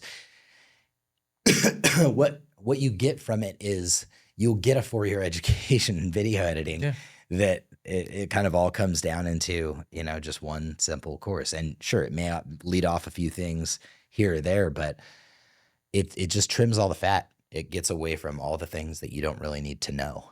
You know, it takes it all out of there. There's so much shit that I had to learn in college that I don't use. There's a very, very small, tiny little subset of things that I use on a regular basis. Trust me, I get that. And it's really just how to use Excel. If I could do it, I'm telling you, like if I could do it all over again, I would have just taken like a couple generic math classes at JC and then a course, an online course on the fundamentals of Excel. Yeah. Because I use spreadsheets all the time in business. And so that's all I would do. Like you don't need a degree. Just learn how to use Excel. Yeah. That's my fatherly advice. Excel. Yeah. Yeah. So. No, that's great. Again, sounds like, I've dived into a little bit of the 2-week pro course, but knowing more of the depths that, like you said, you've kind of done all the hard work. You've paid the money ahead of time for people to focus in on this course. The value there is just so much higher, it sounds like. It's there's just so much value in not making the same mistakes. Yeah. That's the great thing is learn from other people's mistakes. Dude, I mean, there's just so many little things. Hey, I was going to use this payment processor. No. Oh, hey, I got this trademark infringement. I'm going to send this response. Don't. Right? Because that'll actually make it worse for you. Yeah. You know? Oh, hey, I was going to use this shipping software. It's garbage. I'm telling you, you're going to have to undo everything. It's going to take 40 hours of your time. Don't do that. Right? There's so many little things that I'm just like, I'm really excited to be able to be like, do this, don't do that, do this, don't do that. Right? And it's the don'ts. It's the don'ts. It's like everybody says, there's that old saying, like, if you got to, you know, and these influencers are big on, you know, it's the whole Goggins approach. You got to fail big. You got to keep failing. Fail fast, fail hard. You're going to fail whether I'm with you in the journey or not. It's going to happen. You're going to make mistakes. Bad shit's going to happen. And there is something to that saying where the only real failure is if you just quit. It's just a learning experience as far as I'm concerned. That's what I thought. It's not fail big, fail hard. You fail when you quit. You fail when you stop because otherwise nothing else is stopping you. Like you could literally have to file Chapter 11 bankruptcy. And if you stopped and didn't start another business and didn't try again, then yeah, you failed. But Chapter 11 bankruptcy doesn't mean you failed. No, you can keep it going. means you fucking keep going. You start another business, learn what you learned, do it again. You'll probably do it 80 times faster because you've already done it. And I just think that Edison quote. It's like I didn't fail. I just learned 1,000 ways not to make a light bulb. I love that quote. Yeah, I love that quote. I learned 1,000 ways not to make a light bulb. That's exactly right. Yeah. And so when you're in a program like the one that we got, it's more of a like, hey, you don't have to do that. You don't have to fail like this. You don't have to go down that road. You're still going to do it. You're still going to fail. You're going to still going to have problems along the way. It's inevitable. Yeah. But you could do it less. You know. You can fail, but just get back up. Yeah, you're gonna. It's gonna happen to you less, and it'll be less expensive when it happens. Hopefully, yeah. That's the nice part. Yeah, it's a nice part. Yeah. So yeah, with that, man, where you know where you can find me. You can find me on the interwebs. You can find me at the 2A Pro course enrollment link at the in the description. And they can find you if they're local in Sacramento. Or do you do Roseville landscape architect design for anywhere around the? I mean, in theory, like yeah. As long as I have a country? base plan, I can really do a lot of stuff for people Outside of this geographic area. Yeah, right on. It's always great to be in front of people, but again, if you give me a lot of pictures, we have good detail, and Pinterest boards are great. Yep. Because it kind of I see the patterns. Right. Make. Yeah, we can make a lot of things happen.